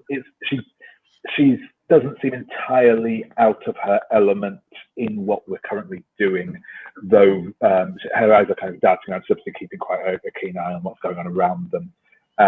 But notably, she's wearing armor, which has probably been it's standard Legion issue armor, like entirely unscuffed. Probably still not quite, the leather on it probably still isn't quite worn in yet. It's obviously very new, as these things go. It has been had a couple of quite finely worked metal patches added to it that are clearly Zemyati designed as well. She is carrying her rifle ready, and she has an axe at her belt, which the grip again has sort of quite intricate carvings all the way up it. She has a shield over her back. She's also got she's got big, she's kind of marching in full pack sort of thing. She's got the squad's tent and various bits and pieces with her as well. One of the items you have there is naive hope, but that doesn't sound like Zaya have much naive hope. No, I think possibly her naive hope is that she thinks she's ready for this. Of course she does. Okay, so I think you all kind of arranged in like this crescent form as you're approaching the encampment, and it's distressing how normal it is. But I think what you can tell is that it's not the most normal. It looks like a normal military encampment. There's there's a tents for mess. There's the tents where folks are standing. There's like a bunch of horses that are like tied up to the post. There's like a campfire where all these like these warriors in like just the this isn't normal. Like they're usually like pikemen. Yeah, some folks are taking off their armor. It does look like they're settling in quite a bit. I'll say like just from the vicinity, from the encampment, you can see like there are like 5 people around the campfire joking and whatnot.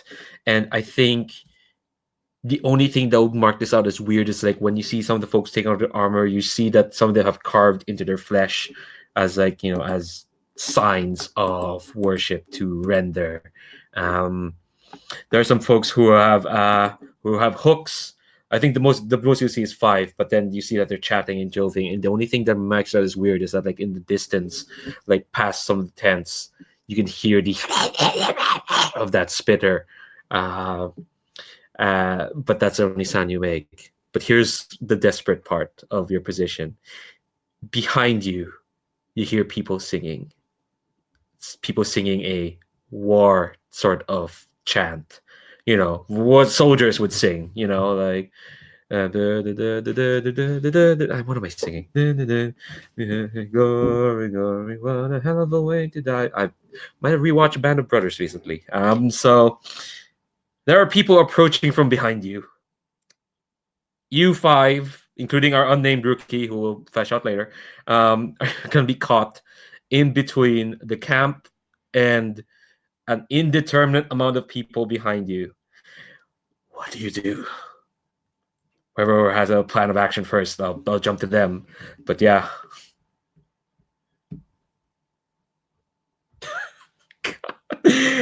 Be optimistic. Come on. Well, I think, and you know, maybe our commander, the scout, can sort of go with me on this one. I think we'd originally had a plan to sort of spread out a little bit and see if we could spot where they were probably keeping the Alchemist, and maybe with people coming up behind us, we can sort of enact that plan a little bit early and sort of like broaden us out in the forest, that so that basically we can hide, and maybe they can just we can let them sort of move past us and then sort of regroup after they've marched past. Because obviously it doesn't sound like they're trying to be quiet. They're not like, they don't think we're here. They don't know that we're here necessarily yet, because they're marching and they're chanting. If they thought we were here, they would just be running. Right. They're not trying to sneak up on us because we can hear them. So yeah, I think that's a great plan. I think spread away off of anything that could be reasonably conceived of as a trail that we've been following. And spread out and try to avoid their path seems like the best option to me. How's Scarlett communicating this to the group? That's a fine question. I just want to see, like in fiction, how is this something you planned at the start, or like you hear this and you start like, I don't know, making hand gestures or whatever? Yeah, I think that's I think this is not something Scarlett had thought of in advance. So a sort of a quick few steps back into view of the rest of the squad, and a few sort of practice hand gestures that we all know very well. Cool. So this sounds like a group action, because everyone's going to be spreading out. To remind folks what a group action is, this is the everyone sneaks into a building at the same time roll. One person will be nominated as the leader. You're all going to roll the same action rating. But if anyone gets a success in any one of those rolls, it's a success for everyone. But for every failure, which is a 3 or below, the group leader takes a point of stress. And this is going to account for the rookie as well, that we're going to have to name at some point, or their tombstone. Who knows? All right. So Scarlett, it sounds like you're leading this action. Cool. What action do you think this is? What rating? What action rating do you think this is? I want to say maneuver sounds sounds appropriate. Just to get moved. Stay quiet. Cool. Yeah, that sounds appropriate. So this is desperate. Because this is a desperate action, for sure. I think this is desperate standard. This is you brought a scout. You're this the chosen of the horn one will mean like she probably thinks you all are good at this scouting thing. So I'll say this is desperate standard. You got a bit of forewarning from the chanting, but like yeah. Oh, Matt, you bring up. Yeah. So when we roll a desperate group action, I don't think I've done this before. Do we all get XP or just the leader? Everyone gets XP because you're rolling. Sweet. Yeah. So you're gonna put that XP under prowess because that's where maneuver is. All right. So let's get these rolls going. And I note that remember to check your traits to see if y'all add some stuff, extra die. I think yes, Zaya, our rookie, you get an extra die for group actions. Hell yeah. So let's see those rolls. Desperate standard. And everyone gets XP when you roll desperate action. All right, that's a 4. So you got a partial success so far. Ooh. Okay. All right. We need one more roll from our rookie. But our rookie rolled a 6. What are we waiting for? I think just flood, actually. Oh, that's weird. I tried to roll it. Oh, that's weird. Yeah, I'm not seeing it. There may be a little extra window hiding among your tabs. I've been unable to roll dice because of that. I forgot the bonus die. All right. So, Zaya, our rookie, rolled a 6. That's amazing. Unfortunately, Rye rolled a failure. So, Scarlet, you're going to take 1 point of stress. But yeah, I'm just going to ask, is everyone's spreading out? So everyone's splitting up, but with whom? Because I doubt you're all going to be all alone, for sure. So because you got a success, I'm going to let each of you like pair up with each other. Who's spreading out with whom? I actually think Flood would be solitary here. Cool. And like the last thing he wants is to like draw attention to himself or anyone else, because his advantage is stealth. Hell yeah. So are you like staying put or like climbing up a tree or... No, I think he's like going off into some brush and like sort of like camouflaging a bit, like maybe getting under some leaves or down in a foxhole type deal. Hell yeah. What about the rest? Who are you pairing up with? Let's see. Raya will probably pair up with the as yet nameless rookie, and sort of like because she was probably since the sniper just sort of like vanished into the brush, she'd probably just go with the nearest rookie. Cool. Do you want to give them a nationality, or I say nationality, where they come, heritage? That makes more sense. Let's see. How about we'll see. We've got a Zamyati already. How about a Barton? Another Barton. Yeah. That's probably why she paired off. I was like, oh no, Barton. I'll go with them. Cool. All right. So we'll see right down there, our Barton. Yeah. So that'll leave our scout and our other rookie running off. I'm imagining it's like a pincer movement. You're all running off at separate angles while the sniper buries himself in the bush. Because you got a success. Yeah. What happens is as you kind of run off at like other edges of the camp, I'm imagining like if we go to the pings, one squad is going up to north and the other squad is going up to south. It's like a pincer movement into the camp. Does that make sense? And I think our sniper is close by as like, yeah, the chanting behind you gets close and it gets perilously close to you, Flood, as it's only 3 of them, and they're carrying mostly wood, and yeah, they're singing, yeah, glory, glory, what a hell of a way to die. I shouldn't have ascribed Band of Brothers chants to these blokes. These blokes suck. But but sorry, that's what happened now. All right, so I think they get perilously close to you, Flood. But it's fine. Their comrades give them a hurrah as they come by, and they start trading stories. And I think you'll hear tales of the last action they did, which was to decimate that Aldmeri 10th Corps that we got this mission from. They're really fond of what they.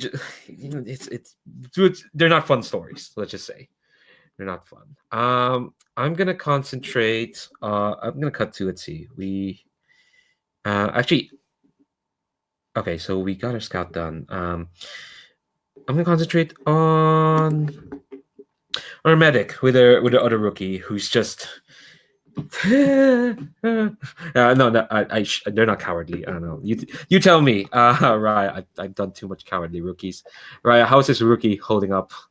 Well, I think since the rookie is a Barton, I think one of the Barton's cultural features is to be stoic. So I think this rookie's actually like relatively well composed for a rookie. And since they just got to sit still and be quiet like this, and it worked. I think they're actually okay right now. And after that, those folks with the firewood go past. Like everybody, like both of them, sort of breathe out this sort of deep breath they had been holding, and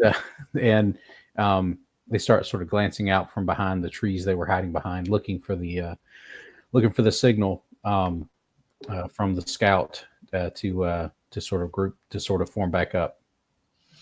Cool. All right, Scout. Do you think it should all form back up, or is part of the plan was to like separate and try and find the alchemist, or are you going to form up? Oh, I think since this is sort of a desperate situation, we hadn't planned this out in advance. Sorry. Well, we can say that you have. We'll just flash back and say we have. Oh, okay. So if you want to say like, oh, we totally prepared an escape route, that's what flashbacks are for. Fair enough. I think, I think we had, in fact, planned to, split up, kind of surround the encampment to see if we could get a good sign of where this alchemist might be. So we'll just sort of go on predetermined routes around the perimeter. Ooh, Mm-hmm. that's that's risky there. Yeah, it'll be fine. It'll be fine. All right. So I think I'm going to ask what each character is doing, and then we'll go through what they're doing as we try to find the alchemists. I'm going to start with our sniper. Flood, what are you up to? I think from this position, he is sort of scanning the camp, looking for places where there isn't like merriment and revelry, like where there might be like, I mean, obviously he's looking for like a cage or like some other sort of like prison, and just sort of scanning that area to see if there's any guards guarding anything, maybe. Cool. So hopefully I've done it right, but there should be a 4-step clock to find Velka the alchemist. Because I'm not gonna let you have it with just one roll. There has to be a bit of work to finding her, but it's only 4 steps, so it should be fine. Cool. So yeah, that is totally a roll. Flood, what do you want to roll with that? I think that's a scout roll. I don't have any other. I don't see any other relevant stuff here. Research seems a little too. It's like feels kind of outside of combat, So Cool. All right.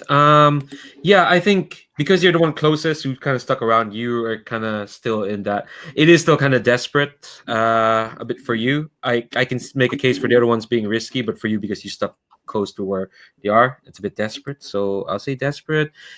Standard. Yeah, I don't think there's anything else you have that'll change the effect. So desperate standard. Okay, what's the devil's bargain? Oh yes, yeah. Forget. Yeah, do you want to push yourself or do the devil's bargain? Okay, all right. So I think who the devil's bargain is and this is kind of out of character-ish. Um you are going to see a bunch of folks saddling up, and I'm going to make a 6-step clock of the knights what you call moving out. You're gonna see signs of folks taking down the camp. So if you take the devil's bargain, I'm gonna make a 6-step clock, and you're gonna be racing against that clock. Yeah, I like the tension inherent in that. That sounds good to me. Okay, cool. Take the extra die. All right, so that's 3 dice. Whoa, that's a lot of dice. Sorry, my bad. I put 3 bonus dice instead of 1 bonus die. My bad. Should I just re-roll it? Yeah, reroll it. My bad. I know. It's just like that's a lot of dice. I'm letting you have this reroll. You could get a better result. Just saying. You did not. So It's still the same roll, so it's fine. All right, so it's a partial success. Let me desperate standard. Sorry, I just need to internalize how many ticks in the clock. There we go. Okay. Lovely. Desperate. You do it. Effect. There we go. Okay. I think. All right. Let me make the clock first. The 6-step clock. Again, if we were playing this IRL, I'll just draw a clock. Nice. Moving out. Advance. See. Save changes. Boink. Oh, no, I did not. Oh, show nameplate. There we go. There we go. For the fine Velka clock, let's see.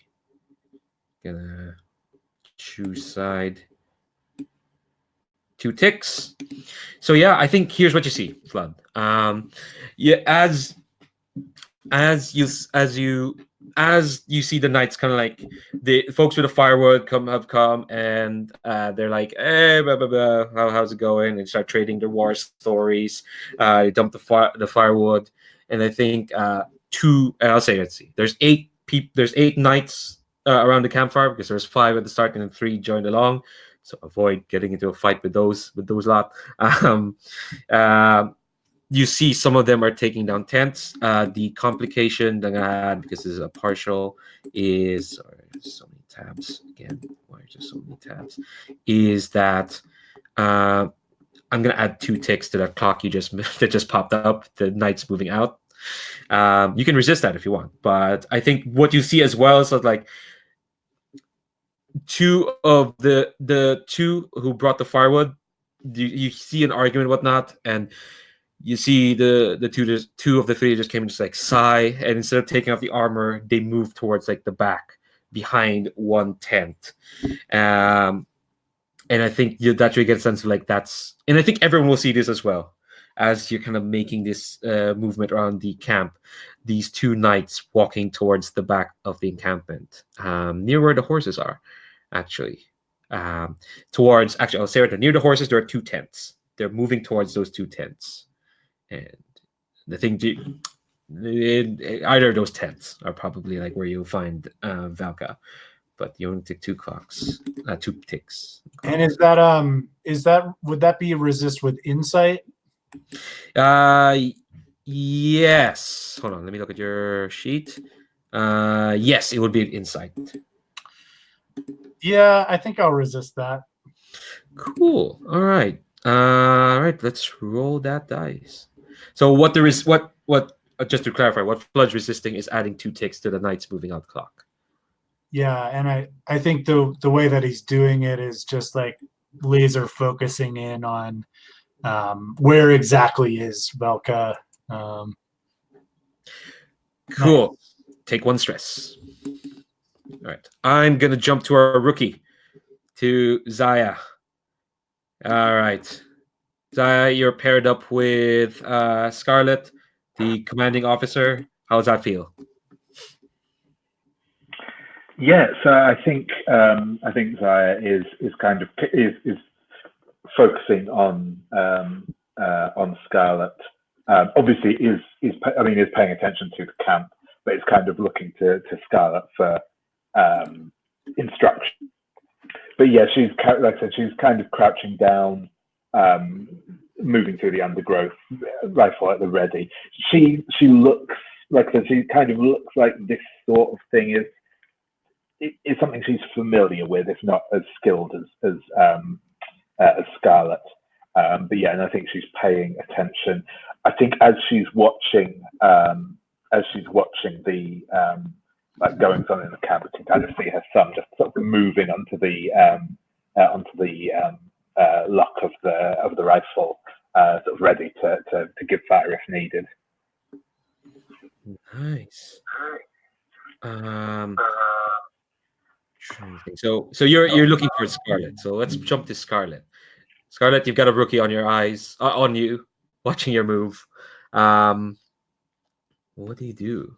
I think you see the 2 knights towards the tent. That's where the horses are. That's where the horses are. I think what you also noted as well is like this is not a big detachment of knights. I think those 8 in the campfire are like there. That's it. So you could be fine. You could be fine. So how do you want to play it, Scarlet? I think Scarlet's going to try to confirm his suspicions. Say, Malovna. Is it Malovna? Is that right, rookie? Yes, that's right. Malovna, I'm going to devote my full attention to these 2 tents. Usually when I'm scouting, I will keep my ears on the swivel. But I'm not going to do that because I can't see through cloth. So I'm going to try to hear through cloth. So what I need you to do is be my ears. Does that make sense? Yes, sir. I'll keep an ear and an eye out for what's going on. Should I give you a signal if I see something? Just give me a nudge. That sounds great. Yeah. I think that sounds fantastic.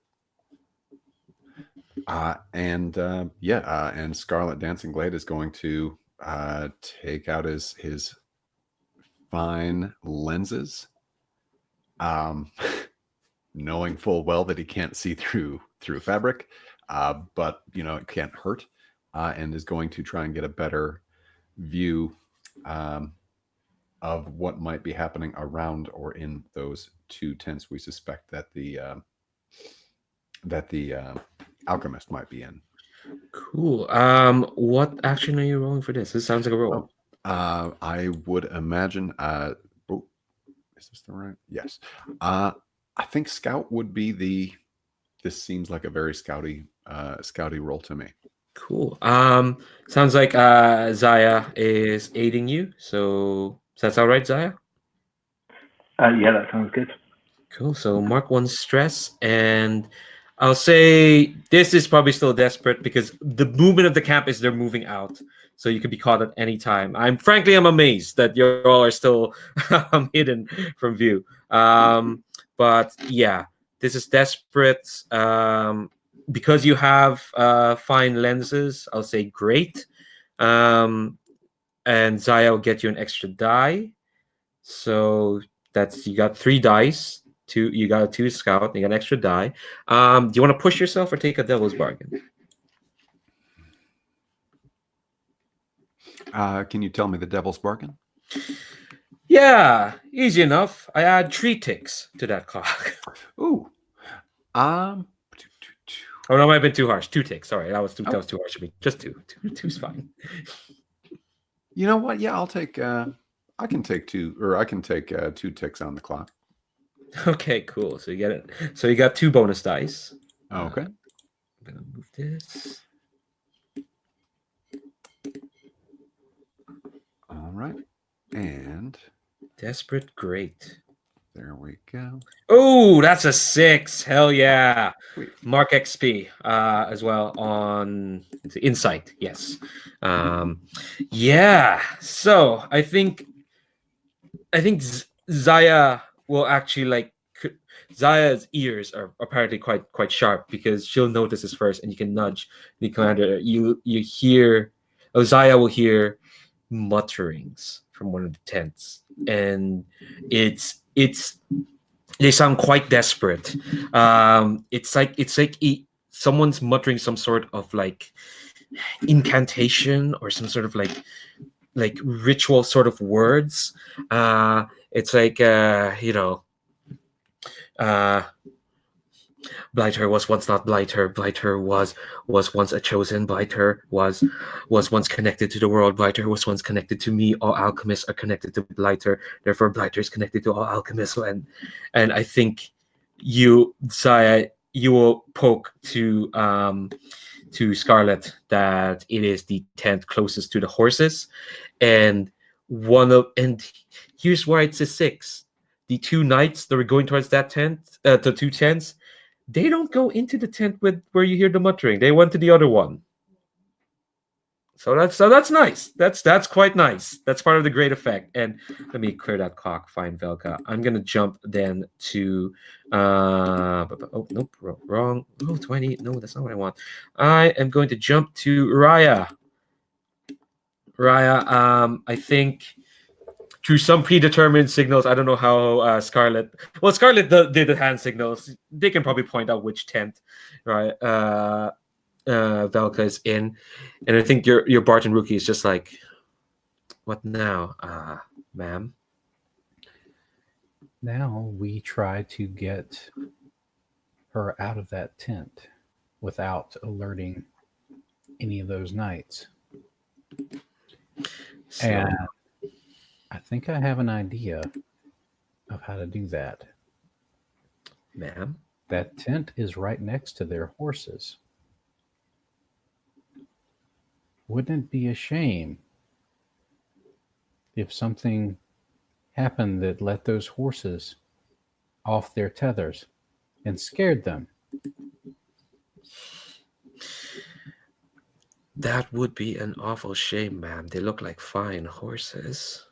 I would think they would want to try to run after them and try to get them before they ran out of the camp, wouldn't you think? I think the rookie kind of like looks at the horses and it's like they look at the horses and they look back at you and they kind of like just like a slow nod. And I think I'd like to try something if I could. I'd like to do a flashback. ooh, The Raya did a little bit of research since we knew we were going up against Black Oak Knights on what types of and breeds of horses they normally use and what the particular issues that are typically present for that breed as far as excitability and various things that problems that those breeds tend to have, like hip issues, whatever. She's done that research, and I'd like to kind of a flashback to kind of see if we can see if I can get something that might give us a bonus dice here to sort of set off this distraction. hell yeah. So I think that's a 0 stress flashback. That sounds like something I absolutely could have done. But you're going to roll research to see how well that research went. Because it was back at camp, this is a fortune roll, so don't worry about position or effect. Okay. Let's see. So it'd be a standard research roll. Yes. Let's see. I've got a 2 research. Let's see. The rookie can't give you extra. I didn't think so on this one. I think the medic's going to push themselves a little. Ooh, Like she burns some midnight oil to try and find this info. cool. That's 2 stress to push yourself. Okay, and then we'll roll the research with an extra die. Hell yeah.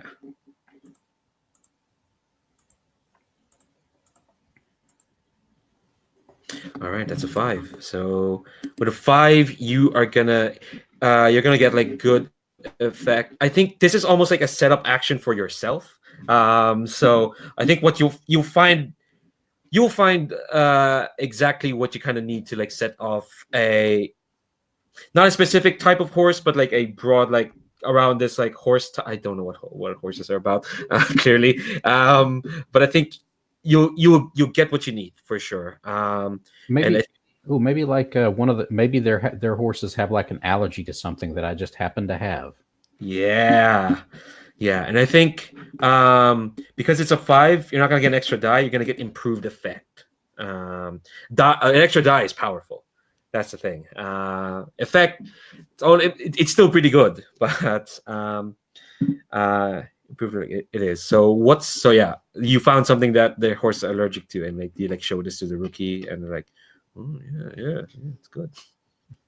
So and basically, what she's gonna have the rookie do is set off the horses. Maybe like imagine the horses are all set up in like this in that stable tent where like they've got little feed troughs or water troughs or whatever they've got in there, and maybe if we can like get in there and sort of like look like we're feeding them, like throw some extra feed in there, but like put in the stuff they're allergic to into the feed. Ooh. So it's you and the rookie doing this. Right, and then it's try to basically leave out the back of that tent, and then see if we can get the medic out of the other tent, or signal one of the other groups to try and get the medic out of that other tent while we're doing this, like with the with our hand signals and such. Cool. All right. So what rating are you gonna roll with that? Let's see. Would it be rig? Do you think? Yeah, I was gonna say either rig or maneuver. Rig sound either way. I think with rig, because you have to throw that feed and stuff.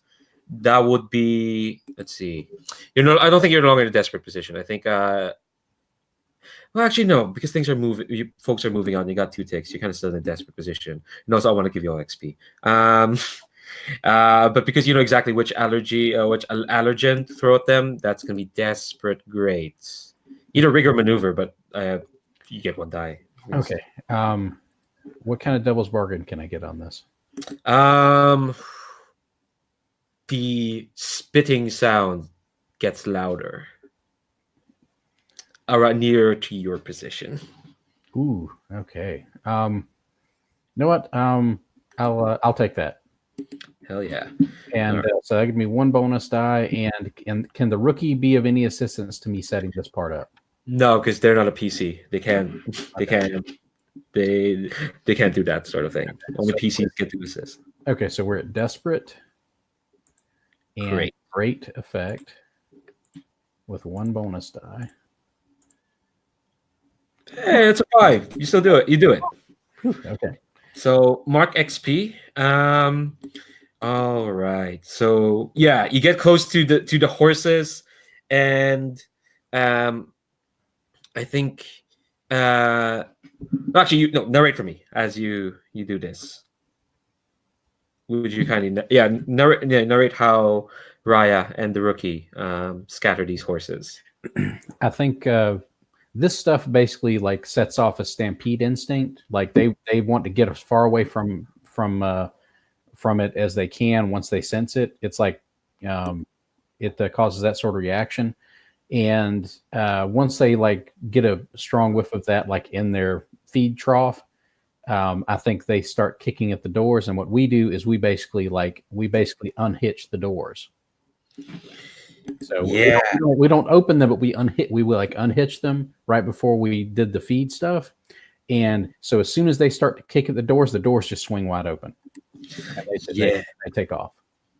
Yeah. So yeah, they're gonna take off, and there's the knights are they're not happy about this. I think the two that went into the tent next to the one that Zaya and Scarlet marked as where the alchemist is, the two just run off and they start running towards the horses. They still have not spotted you for some reason. Raya and the other rookie. I think let's say 5 of them peel off because this is desperate great. 5 of them on the campfire like try and grab the horses. So there's like 3 left of the knights. But here's the complication. The rookie kind of looks to you, and there's a bit of the stoicness that like kind of breaks through, and they're like, "Oh, we might be able to do this," and then immediately they kind of like, "Oh, this is desperate." So it's a serious complication. Here's what happens: they go, "Look out!" and they push you out of the way as the globule of vomits, acidic spit smashes into their chest, and they get thrown back. And now you're face to face with this spitter as it like lumbers towards you. Do you want to resist that? I would really like to resist that. I thought so. No soldier left behind. No legion left behind. Let's see. On resistance, would it be like? Am I trying to basically like notice this thing coming before it gets that close, or am I trying to dodge both me and the rookie out of the way before that happens? Yeah, it's up to you. I would say you were rolling with insight, for sure. Yeah, that's so. I was hoping that I would like notice that before it got close enough to like glob one at us. Hell yeah! All right, so roll your insight resist. So that's just clicking the word insight. Okay. There we go.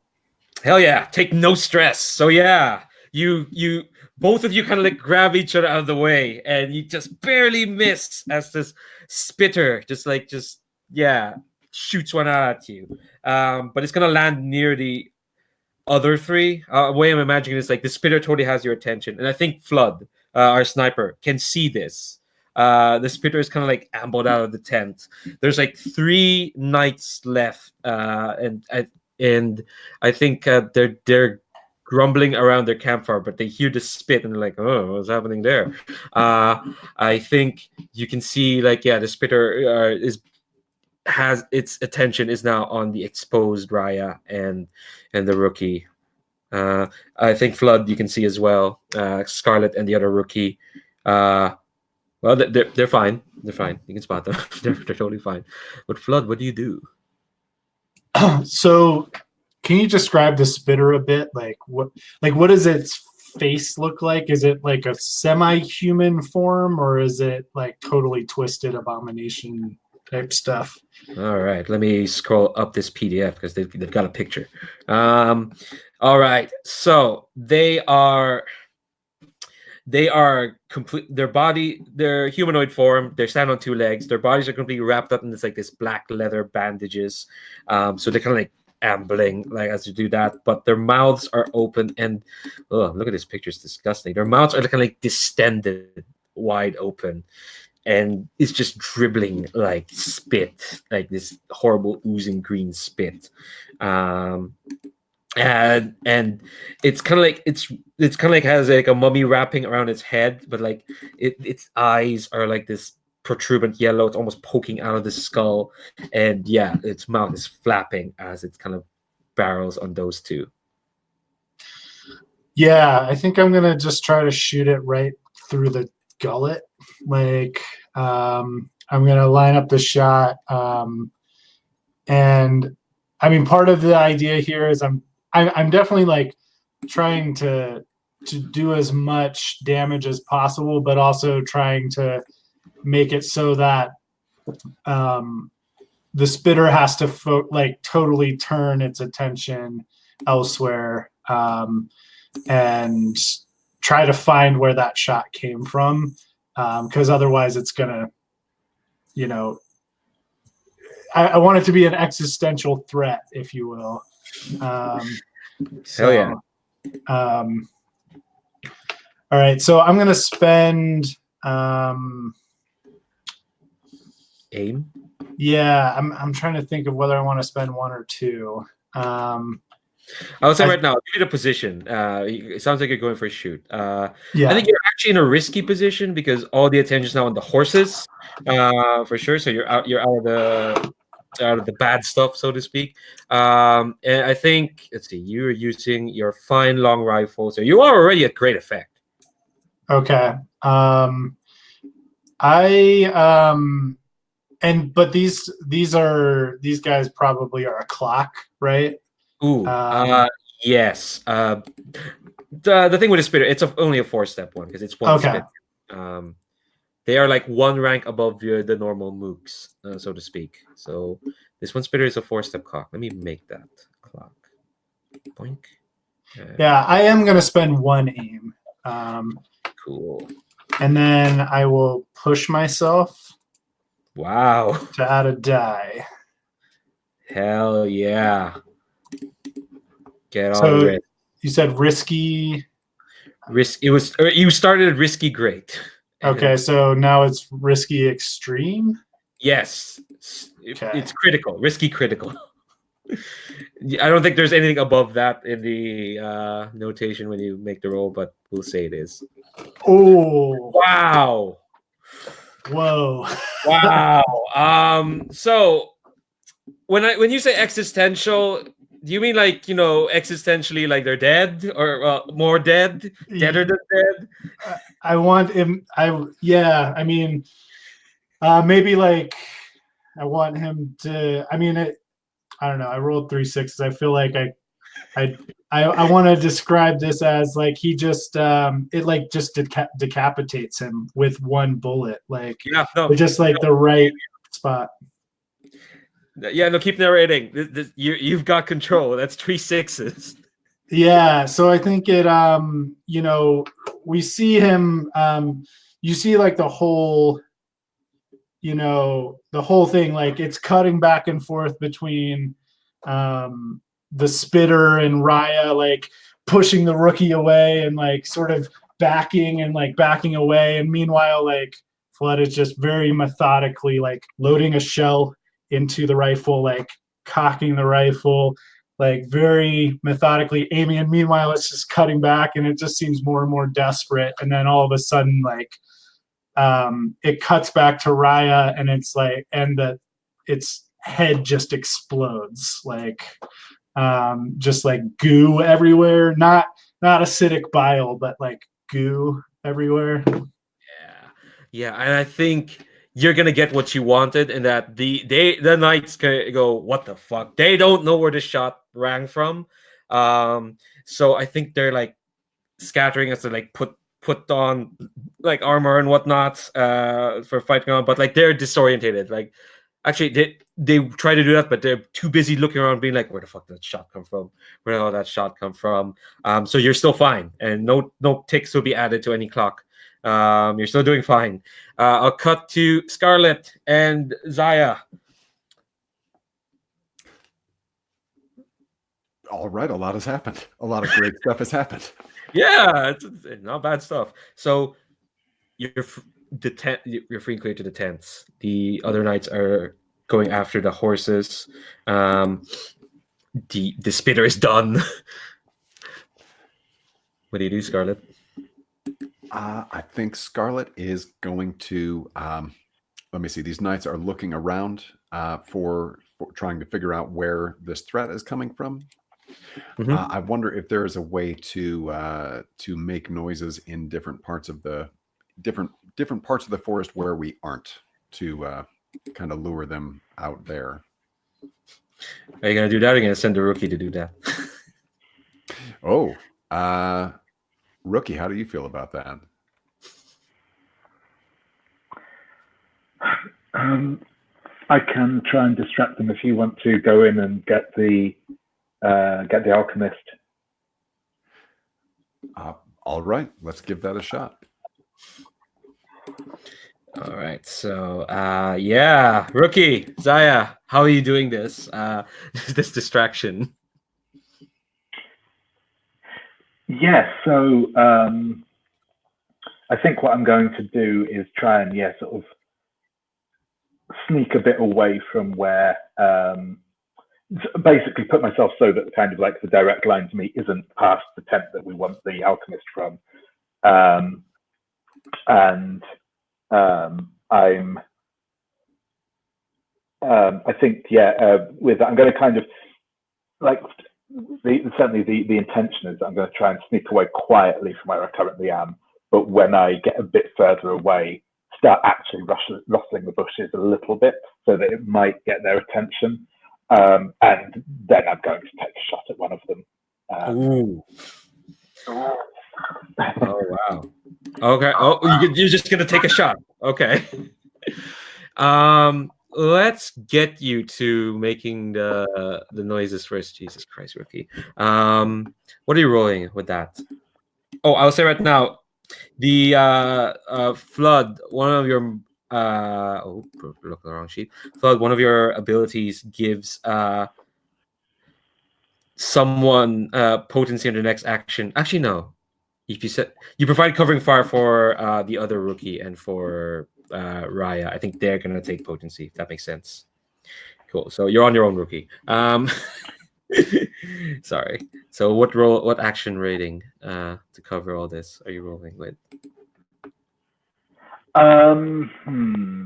is a good question. I'd say either scout or maneuver. I don't see much in it. Or maybe say maneuver rather than scout, but I don't think it's a big difference from my perspective anyway. Yeah, I think scout would give you probably better. No, was that scout? A maneuver, because the time for scouting is kind of over. Maneuver makes sense. All right. Do you want to push yourself or get a bargain? What sort of bargain can I get here? Ooh. Give me a second. I think I mean the easiest thing is to add 2 more ticks to that knight's moving out clock. And what that means is that what that looks like fictionally is like one of the 3 knights who are looking around thinking where did the shot go. One of them will be like, fuck it, and start putting on like their armor and be like ready for battle. So you're gonna contend with that if you roll a failure for sure. That's the bargain. Yeah. I don't think I will then. I think I'm just going to roll and see what happens. You can push yourself if you want.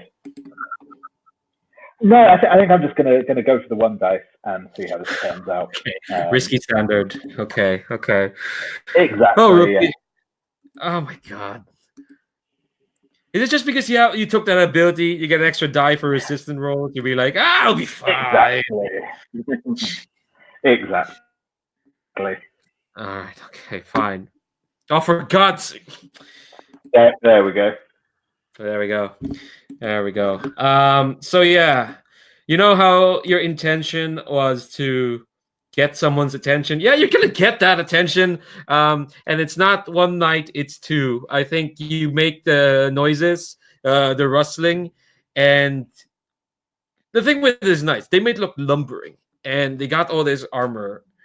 But they didn't become knights because they're green chicken. No, green chicken? No, that's not the term. Wow, I'm mixing up my terms. So I think you move in, you move out, and you rookie mistake. You try to rustle something as you're holding your musket, thinking, "Oh, I have enough time to level it." But no, you rustle, and immediately, because these knights are on the alert to look out for a shot. And let me look at the picture of these knights, because they do look quite ridiculous and badass. Oh, and they're wielding pikes. So these 2 just kind of like, they go to the brush. You rustle in the brush, and they're like there, and immediately they throw a pike at you, and you are gonna get stabbed in the chest and take the level 2 harm. Impaled. Do you want to resist that, rookie? I'm wondering. Don't tell me. Yeah, no, I will. No, I was thinking of marking armor because I do have armor that I can mark, but That no, would I think bump I it will down resist to that. okay. Yeah, I would say if you mark armor, that'll bump it down to level 1. If you resist, because I'm nice, that would just clear the harm. Actually, no. Let's be actually. Okay, here's the choice I should have made. Do we want this to be grim or grimmer? Because if grimmer, if you resist, you're just gonna bump it down to a level 1. And then you can mark armor to entirely negate that. I think that's what we'll go for. Sure thing. I think that's what we went for last section. So okay, cool. Yeah. So mark armor. That'll bump it down to level 1.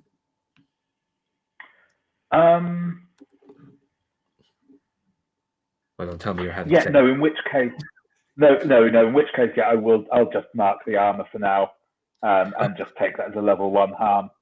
Okay. All right. So that's a level 1 harm. I'd say gray. Well, okay, not grazed. You got stabbed with the armor. Prevented the most of it. So well, you went down from impaled to stabbed. Let's say that. Sure thing.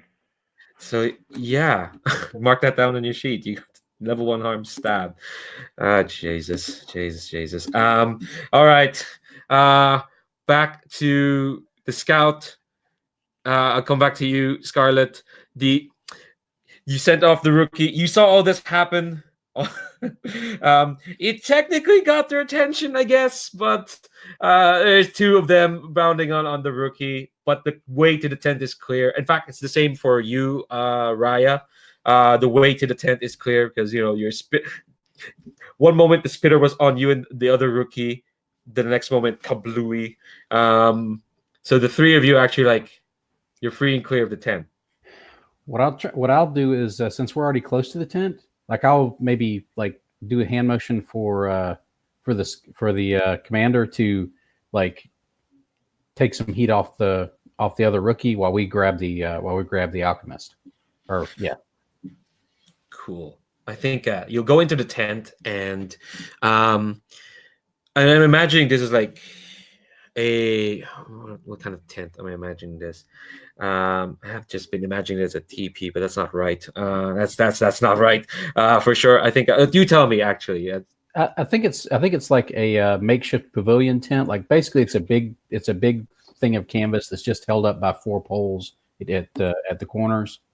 Yeah, and it's got one flap in the middle of one of the sides that lets you in and out. Yeah, I think there's a pole in the middle that holds it all up, and tied to that pole is your alchemist, Velka. They're tied with their arms behind them, and they're kind of hanging forward on their knees. They look exhausted. The hair is wrapped up in a bun. It's a dirty sort of blonde, and they're kind of listedly looking forward, and they are babbling Blighter turned into this, which turned into that, which led to this, which connected to that, and I think your rookie's kind of covers the door as yeah. Okay. What do you do?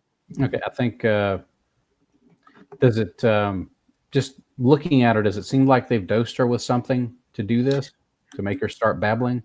No, I think what you'll see, I'll give this to you for free because you're a medic. You can tell if they're dosed or not. No, I think all you see is looks like they're just exhausted and they've been carried around. Maybe some superficial sort of little wounds or whatnot, but doesn't look like she's dosed with anything. Okay. I'll just take the the little standard issue boot knife thing, and just cut her free. She kind of falls into your arms, I suppose. Yeah. Basically, yeah. And I say, we're from the Legion. We're going to get you out of here. Stay as quiet as you can while we get you going. I think they kind of shudder and kind of put their arms around you, I suppose, and their babbling kind of stops. The Legion, you're with the Legion, right? You're with the Legion, and then we sort of since I'm guessing she's normal person heavy, so I'm sort of walking with her Not struggling super much because her legs still work, I guess. But like I'm not having to actually carry her, but I am having to balance her and help her move forward. So we get to the front of the tent, and we're going to try and get out of the camp. Ooh, which direction? Did you all plan an escape route beforehand?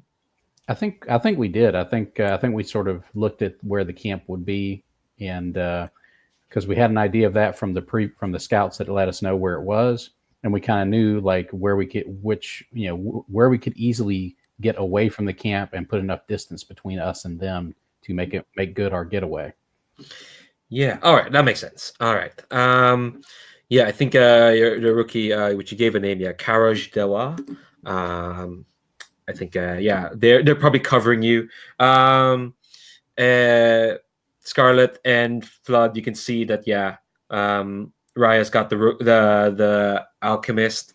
It seems fine. Meanwhile, Zaya, you can't see shit because you got stabbed, and there's 2 knights bearing on you, and there's a third knight. Kind of like their back is conveniently turned to the Alchemist. They're kind of scanning for your direction, Flood.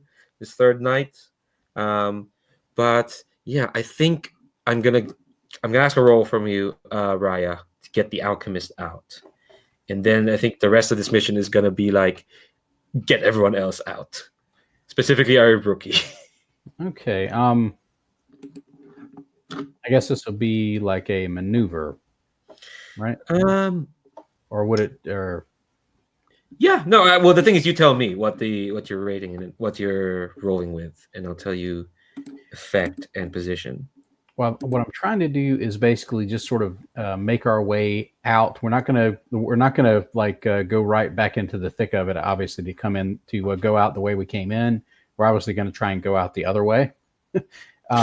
It's because everybody's now focused on the part of the forest that we came out of.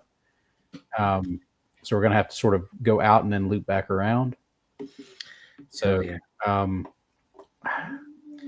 I'm not sure if that would be a maneuver, but it sounds closer to that than anything else, I think. Yes, yeah, you're going to get into position to traverse obstacles. I will say this is a risky. It's kind of limited because you're kind of carrying Velka with you. It's risky, limited, and this is going to count for you and the rookie for sure. Do you want to push yourself or take a bargain? What would the bargain be? Yeah, I think the bargain is. Oh, hold on. Roll20 is telling me my connection is being interrupted. No, Roll20, that's not right. The bargain is some of you see in the distance. Some of the knights have corralled the horse and they're bringing it back. The bargain is everyone else. You're gonna escape, but everyone else is gonna be sticking around. They're gonna be in a desperate position. Because you kind of moved on from risky for some of them, but everyone's going to be in a desperate position. I don't know if I want to take that one. I'll try to push. Oh yeah. Does anyone want to assist? Actually, I should have asked that. Does anyone want to assist? Not you, Zaya. You're busy. Flood or Scarlet? I think I could try and assist in. This is okay. Follow me here, and I don't know if this works in the fiction. Got this flare gun. We've got a tent that is probably highly flammable. I feel like that would be maybe a distraction to the one remaining knight who is there, but I don't know if that would distract him in order to like he would then see these folks who are trying to sneak away. I think that will draw their attention away. Okay. Yeah, we were sneaking out the back way, so like we were, going on the other side of the tent. So maybe that would keep them occupied.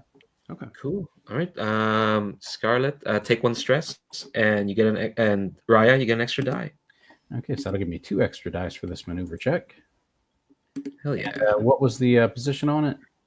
Risky, limited, because you're carrying a semi-comatose alchemist. Okay, so that give me 2 bonus dice. Oh my god! Oh my god! Wow! Okay. Oh, that is literally the worst roll of the night. for those who can't see, it's 3 1s. That's 3 1s. Oh my god. Oh my god. I'm glad I didn't take the devil's bargain for that. Yeah, yeah, yeah. Okay. On a 1 to 3, things go badly. You suffer harm. A complication occurs. You end up in a desperate position. You lose this opportunity. Here's what happens. Once you get out, and I think we're still gonna say that Scarlet shot the flare. The tent goes up, and Velka sees the fire and starts freaking out. And she starts freaking out. She starts saying about fire, fire. The Cinder King comes. He comes through the flames. He's harnessed the flames. He is the flames. Fire has come. And the rookie Karaj looks at you. Raya's like, oh, what do we do? And you hear the sound of horses coming. And the one lone knight who was at the campfire hears it and starts stomping towards your direction. You're now in a very desperate position. You've not got it out yet, but you can resist that if you want. I'm going to try and resist it. Okay. This is probably going to once I feel the stress clock, I take a trauma. Correct? Yes, you're going to be knocked out of the scene. Ooh. You won't die. We'll figure out how you get out of here, but. Can I ask a quick trauma question? So there's 2 boxes of trauma on our sheets. Do you die when you fill the second trauma? Like, do you only get 2? Only get one before you die? Yeah, you only get 2 total. Yeah, yeah. Normal blades you get 4, but here no.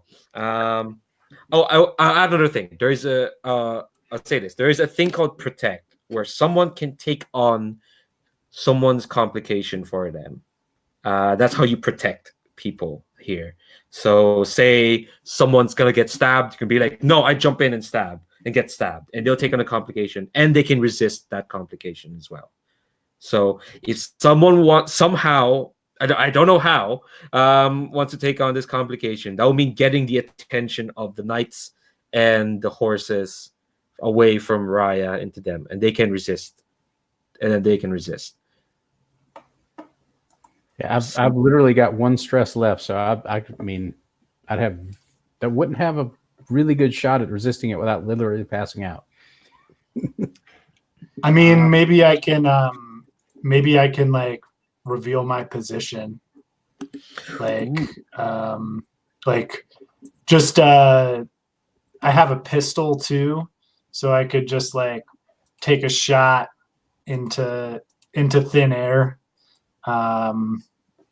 and just like give my position away. And being that I killed the spitter, maybe that would draw them off. Maybe that's the protection. Yeah. Yeah, I think that sounds good. I think for this, you're gonna have to use up 2 shots of your pistol. Because this is 3 1s. Jesus Christ.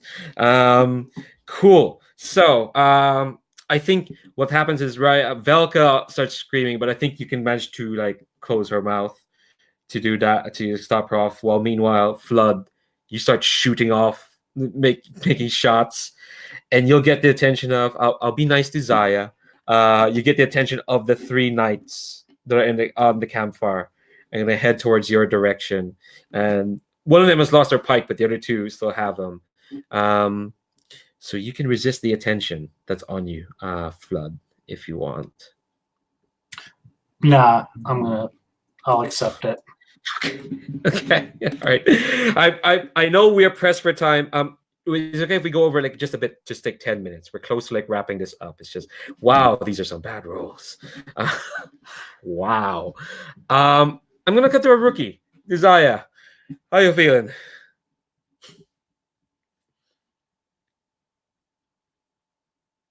Not too bad, not too bad. So yeah,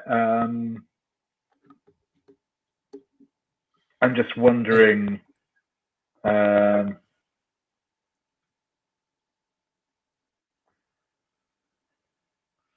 you want me to lay out the scene so you get a better idea of like what to do?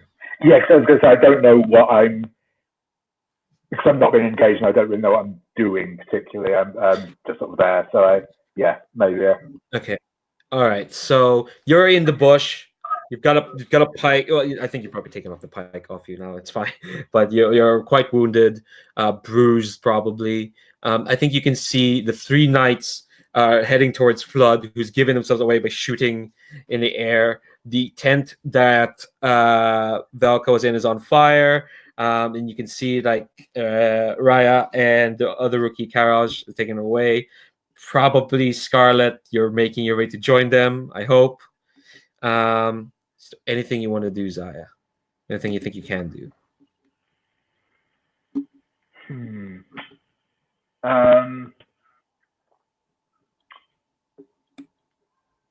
I'm wondering if I can maybe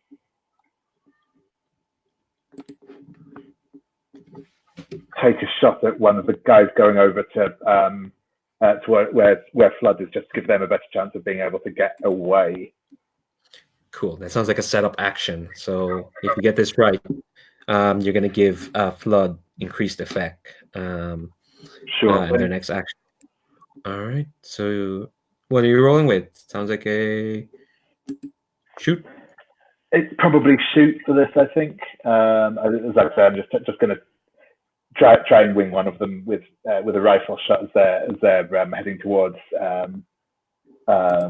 Flood. I think that's it. All right, cool. Do you want to push yourself or take a bargain?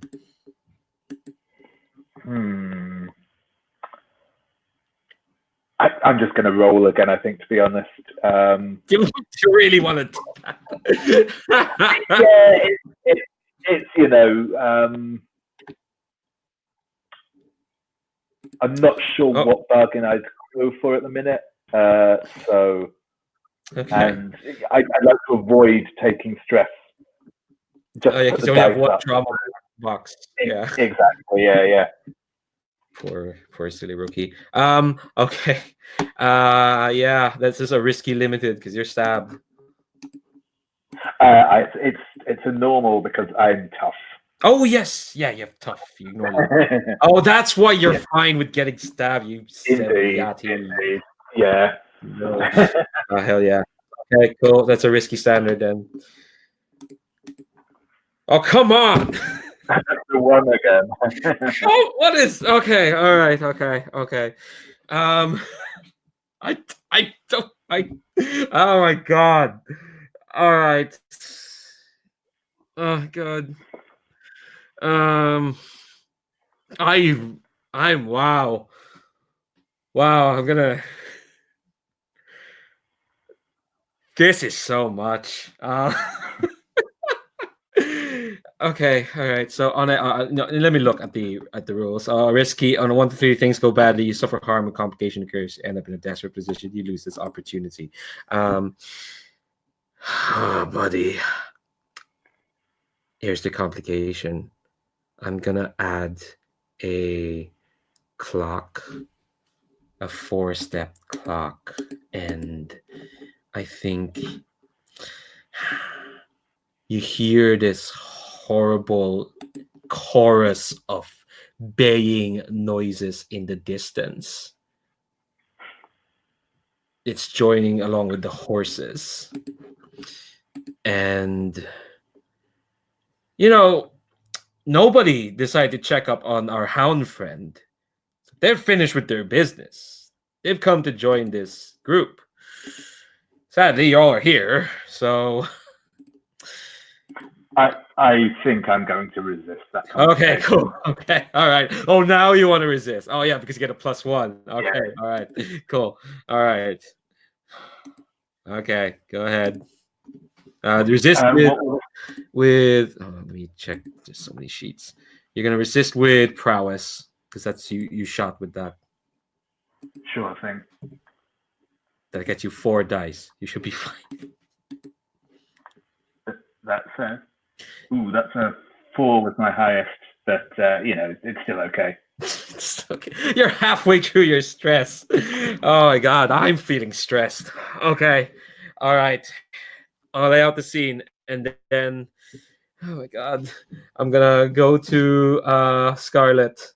I think, okay, just in the interest of pacing this, I'm gonna go to Scarlet and then to Raya if Scarlet's action goes bad, and then to Flood, and see how you get out of this situation. Flood, Scarlet. Sorry, the baying doesn't happen. We'll just say that doesn't happen.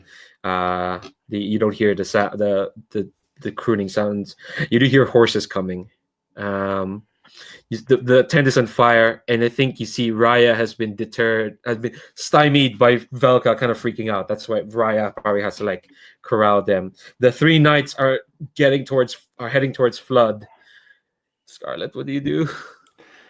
I think Scarlet is going to, being a Panyar, can move fast and quiet, even with a normal load, which he's carrying, and he is going to move as quickly as he can to Raya and our Alchemist and try and hurry this process along.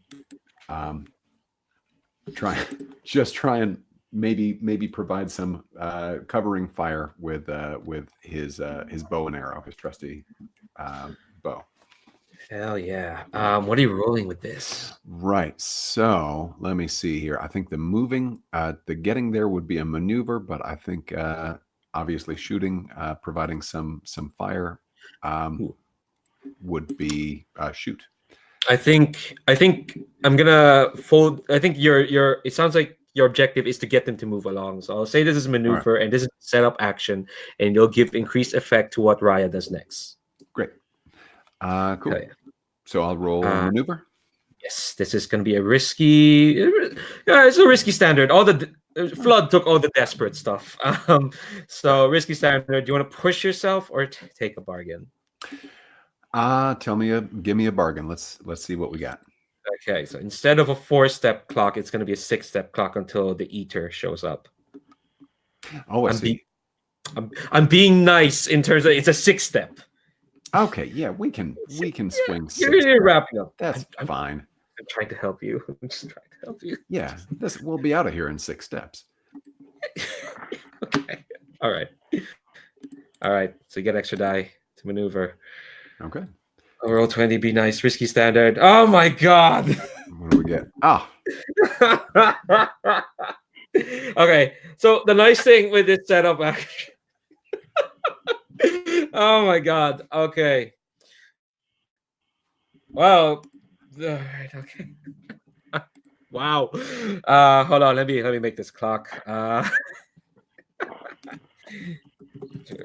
Shows up. Show nameplates. See name. Save changes. I'm gonna add 2 ticks to that clock. Just saying. Oh my god. Okay. I think you hear. This is where you hear the howling chorus of the damned over the hill, along with the horses as the hound makes its way. I think Scarlet, you can still make your way with Raya. It's just that the problem now is that you can't give Raya, because it's an action, can't give Raya an increased effect. So Velka is just she's struggling against you, Raya. What do you do? You know what? I think this is the last action roll we're gonna make for today, because we're going to wrap up a bit. If we have to do a cliffhanger, we'll probably have to.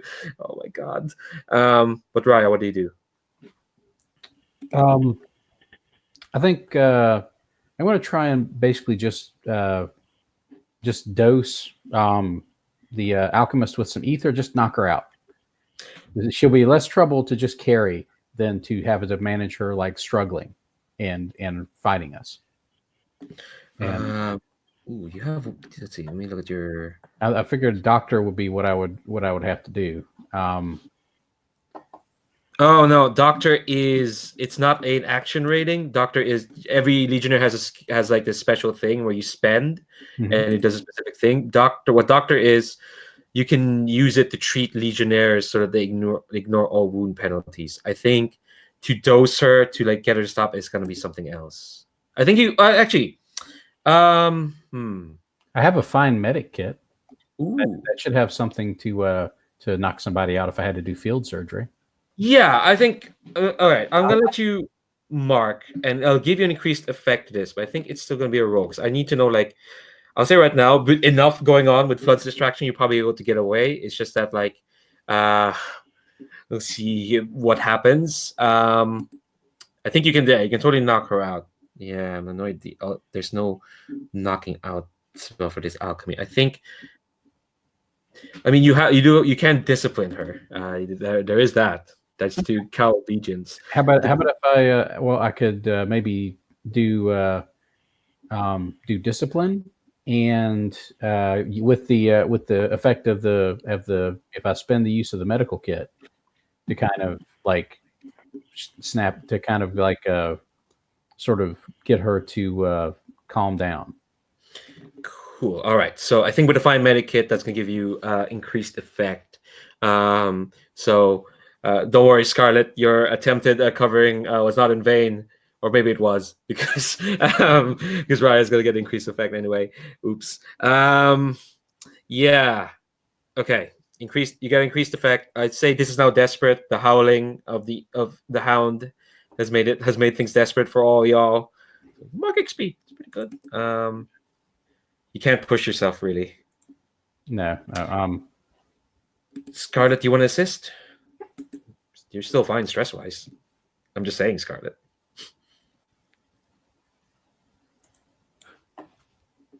Yeah, definitely. Yeah, I'll totally assist. Let me see here. I can. You can just hold her still while I dose her, like that. Yeah, I think that's pretty straightforward. There you go. Okay, so I'm at desperate. What if? And the effect is great. Great. Okay, and I'll get one bonus die. Yep. Okay. Okay. Let's hope. Come on, there has to be one success. Oh, thank God! All right, cool. It's still partial. It's still a success. So yeah, you're gonna dose her, and I think, you're totally gonna dose her, and she falls limp into your arms, and I think between yourself and Scarlet, you can like carry her out. But okay, there has to be complication because it's a 5. And mark XP by the way because you're rolling a desperate action. Gotcha. Let's see. What's a serious complication? I'll add 3 ticks to that hound showing up. So it's 1 tick away. Yikes. Yeah, that sounds desperate enough. All right, Flood, buddy. And I'll say right now, I think Scarlet and Raya and the rookie and Velka will be able to get away. Now that Velka's sedated. But Flood and Zaya, we need to determine if the 2 of you will be able to get away. Flood, there's 3 of them bearing on you. What do you do? Okay, are they mounted or are they? They are not. Okay. The folks with the horses have kind of regrouped with the hound, so they're going to show up with the hound. So there's just the 3 of them, and they're bearing on you. They're not mounted. Okay. I think my best bet here is I'm going to try to do a trick shot with my pistol. And my plan is to just do a like sort of rapid fire burst and just like cowboy style, like hit all 3 in a quick succession and then book it. I don't care. I just how like I'm not trying to. It's not so much that I'm trying to do them great harm as like just like hinder them, from following. So maybe one's in the foot, one's in the like blows up in his face, and like one like hits him like in the thigh or something. Like I'm just trying to disable them. Like so I'm gonna spend an aim, and then you've got 3 in shoot. So Got 3 in shoot, and I'm going to. I mean, I think that's a pretty. The effect there is probably pretty. It's probably pretty tough to pull off.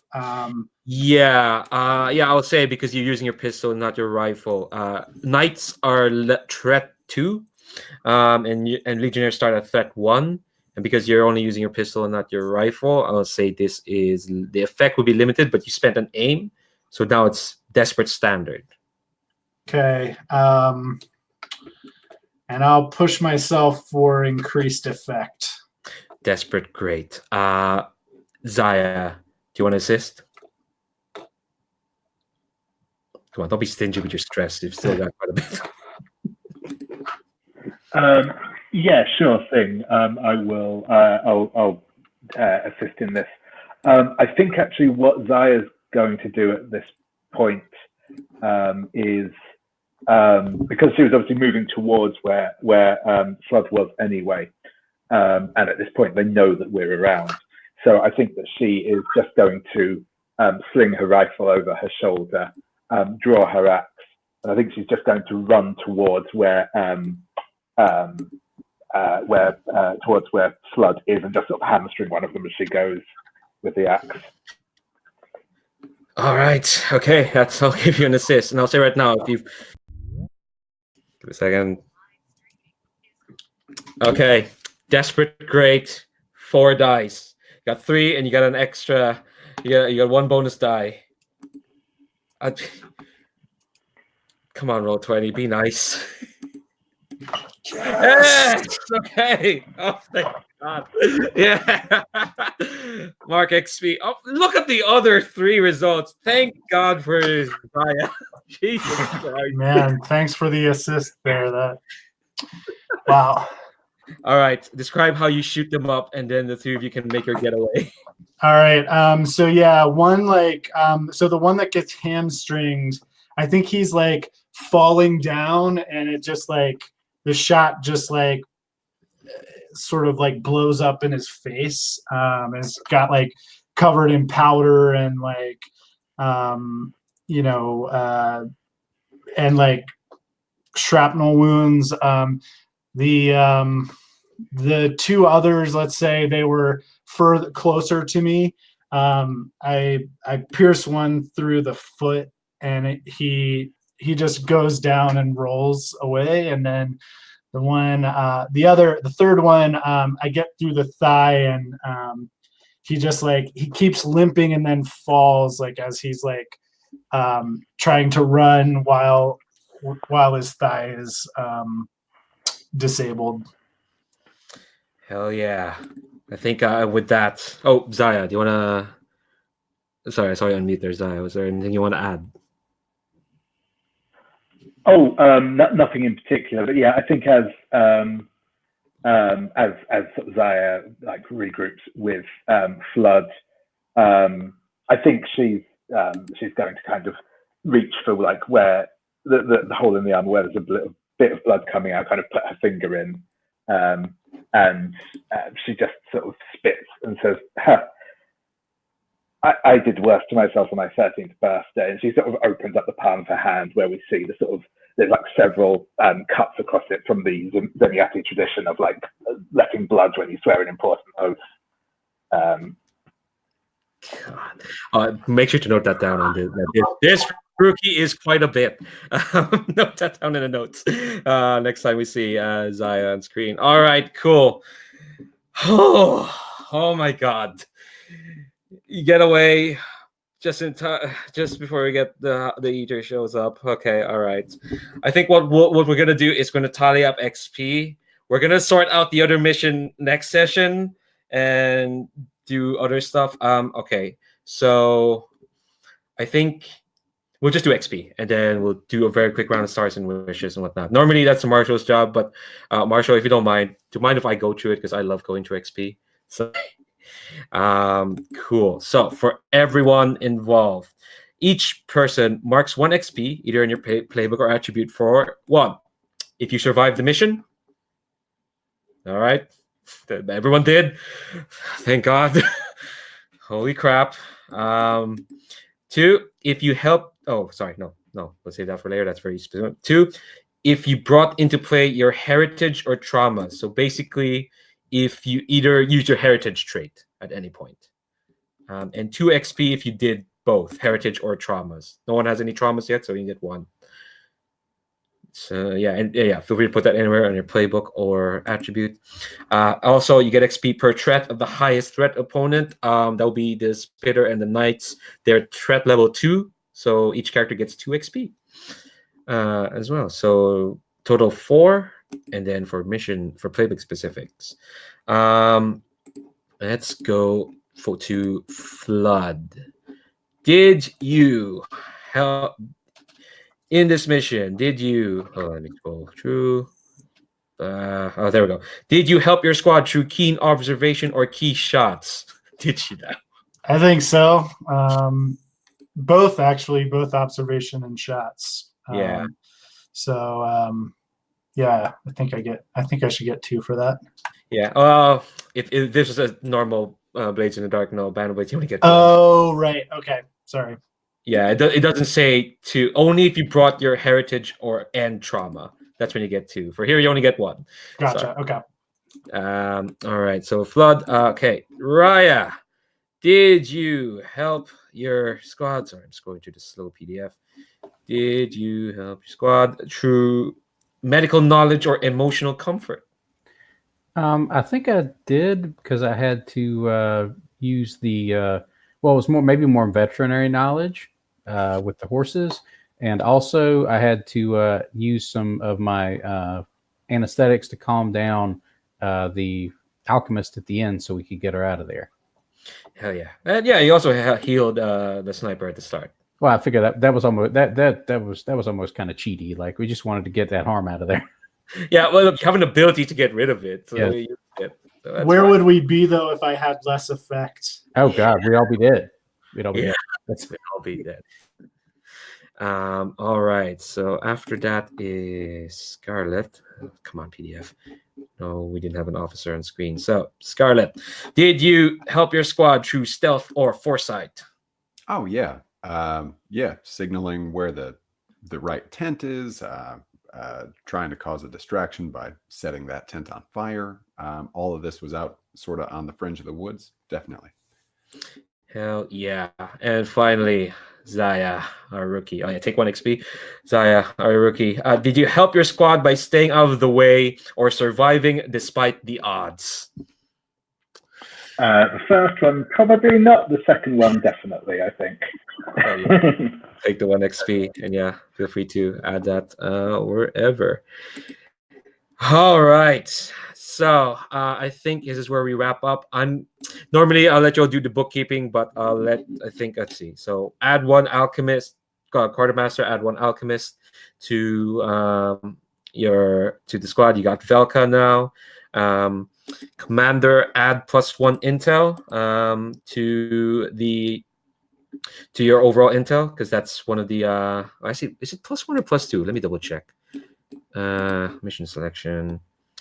Oh, it's +1. Cool. So add extra intel. We will sort out what happened to the other mission next week. Quartermaster, take away -1 supply, actually, because you didn't do the other mission, the one with Eater. That's fine. And yeah. Normally I'd ask this in the middle campaign phase, but because we're not gonna be able to do it, I've screwed up the order of this already. I'm gonna ask the commander. I'm gonna ask the commander now. Are you gonna advance next session? Do you think? I think I'd like to do that at least once. So, like in this month. So I think I will plan on trying to advance next phase. Okay. I mean, unless we have like a really compelling reason not to. Like I definitely want to do that. Okay, so let's say for now you're thinking of advancing. So just to best prepare, I'm going to prepare two groups of missions, one for the Western Front and one for Plainsworth, just to be sure. But that's fine. Preparing missions is easy and fun. I like doing that. So for Plainsworth has all types of missions. I'm going to ask you for your focus. Actually, I'm gonna ask you your focus for both the Western Front and for Plainsworth. Western Front only has Assault and Recon. Plainsworth has all 4 types. So what's your focus on for both? I think if it's Plainsworth, it would be Recon again. If it's Western Front, it'd be Recon again. If it's Plainsworth, I'd like to do some supply missions. Cool. All right. We're running a little bit shorter on supplies. All right. I'll note that down. And yeah, I think we'll do the Lore Keeper stuff next session when we go back to camp. We'll do all that. But yeah. Jesus Christ, that was a mission and a half. I'm gonna stop the broadcast. Thanks very much. These folks got through it all. Holy crap! Some clutch plays, great dice rolls, great supporting of each other. Holy crap! I'm gonna stop the live stream. Oh my God, we'll do a very quick round of stars and wishes at the end of this. All right, cool. Thanks very much for anyone who's watching. Links to Gauntlet, Band of Blades, the metaphysical concepts we talked about, which feels like eons ago. Yeah, all right. Goodbye, YouTube.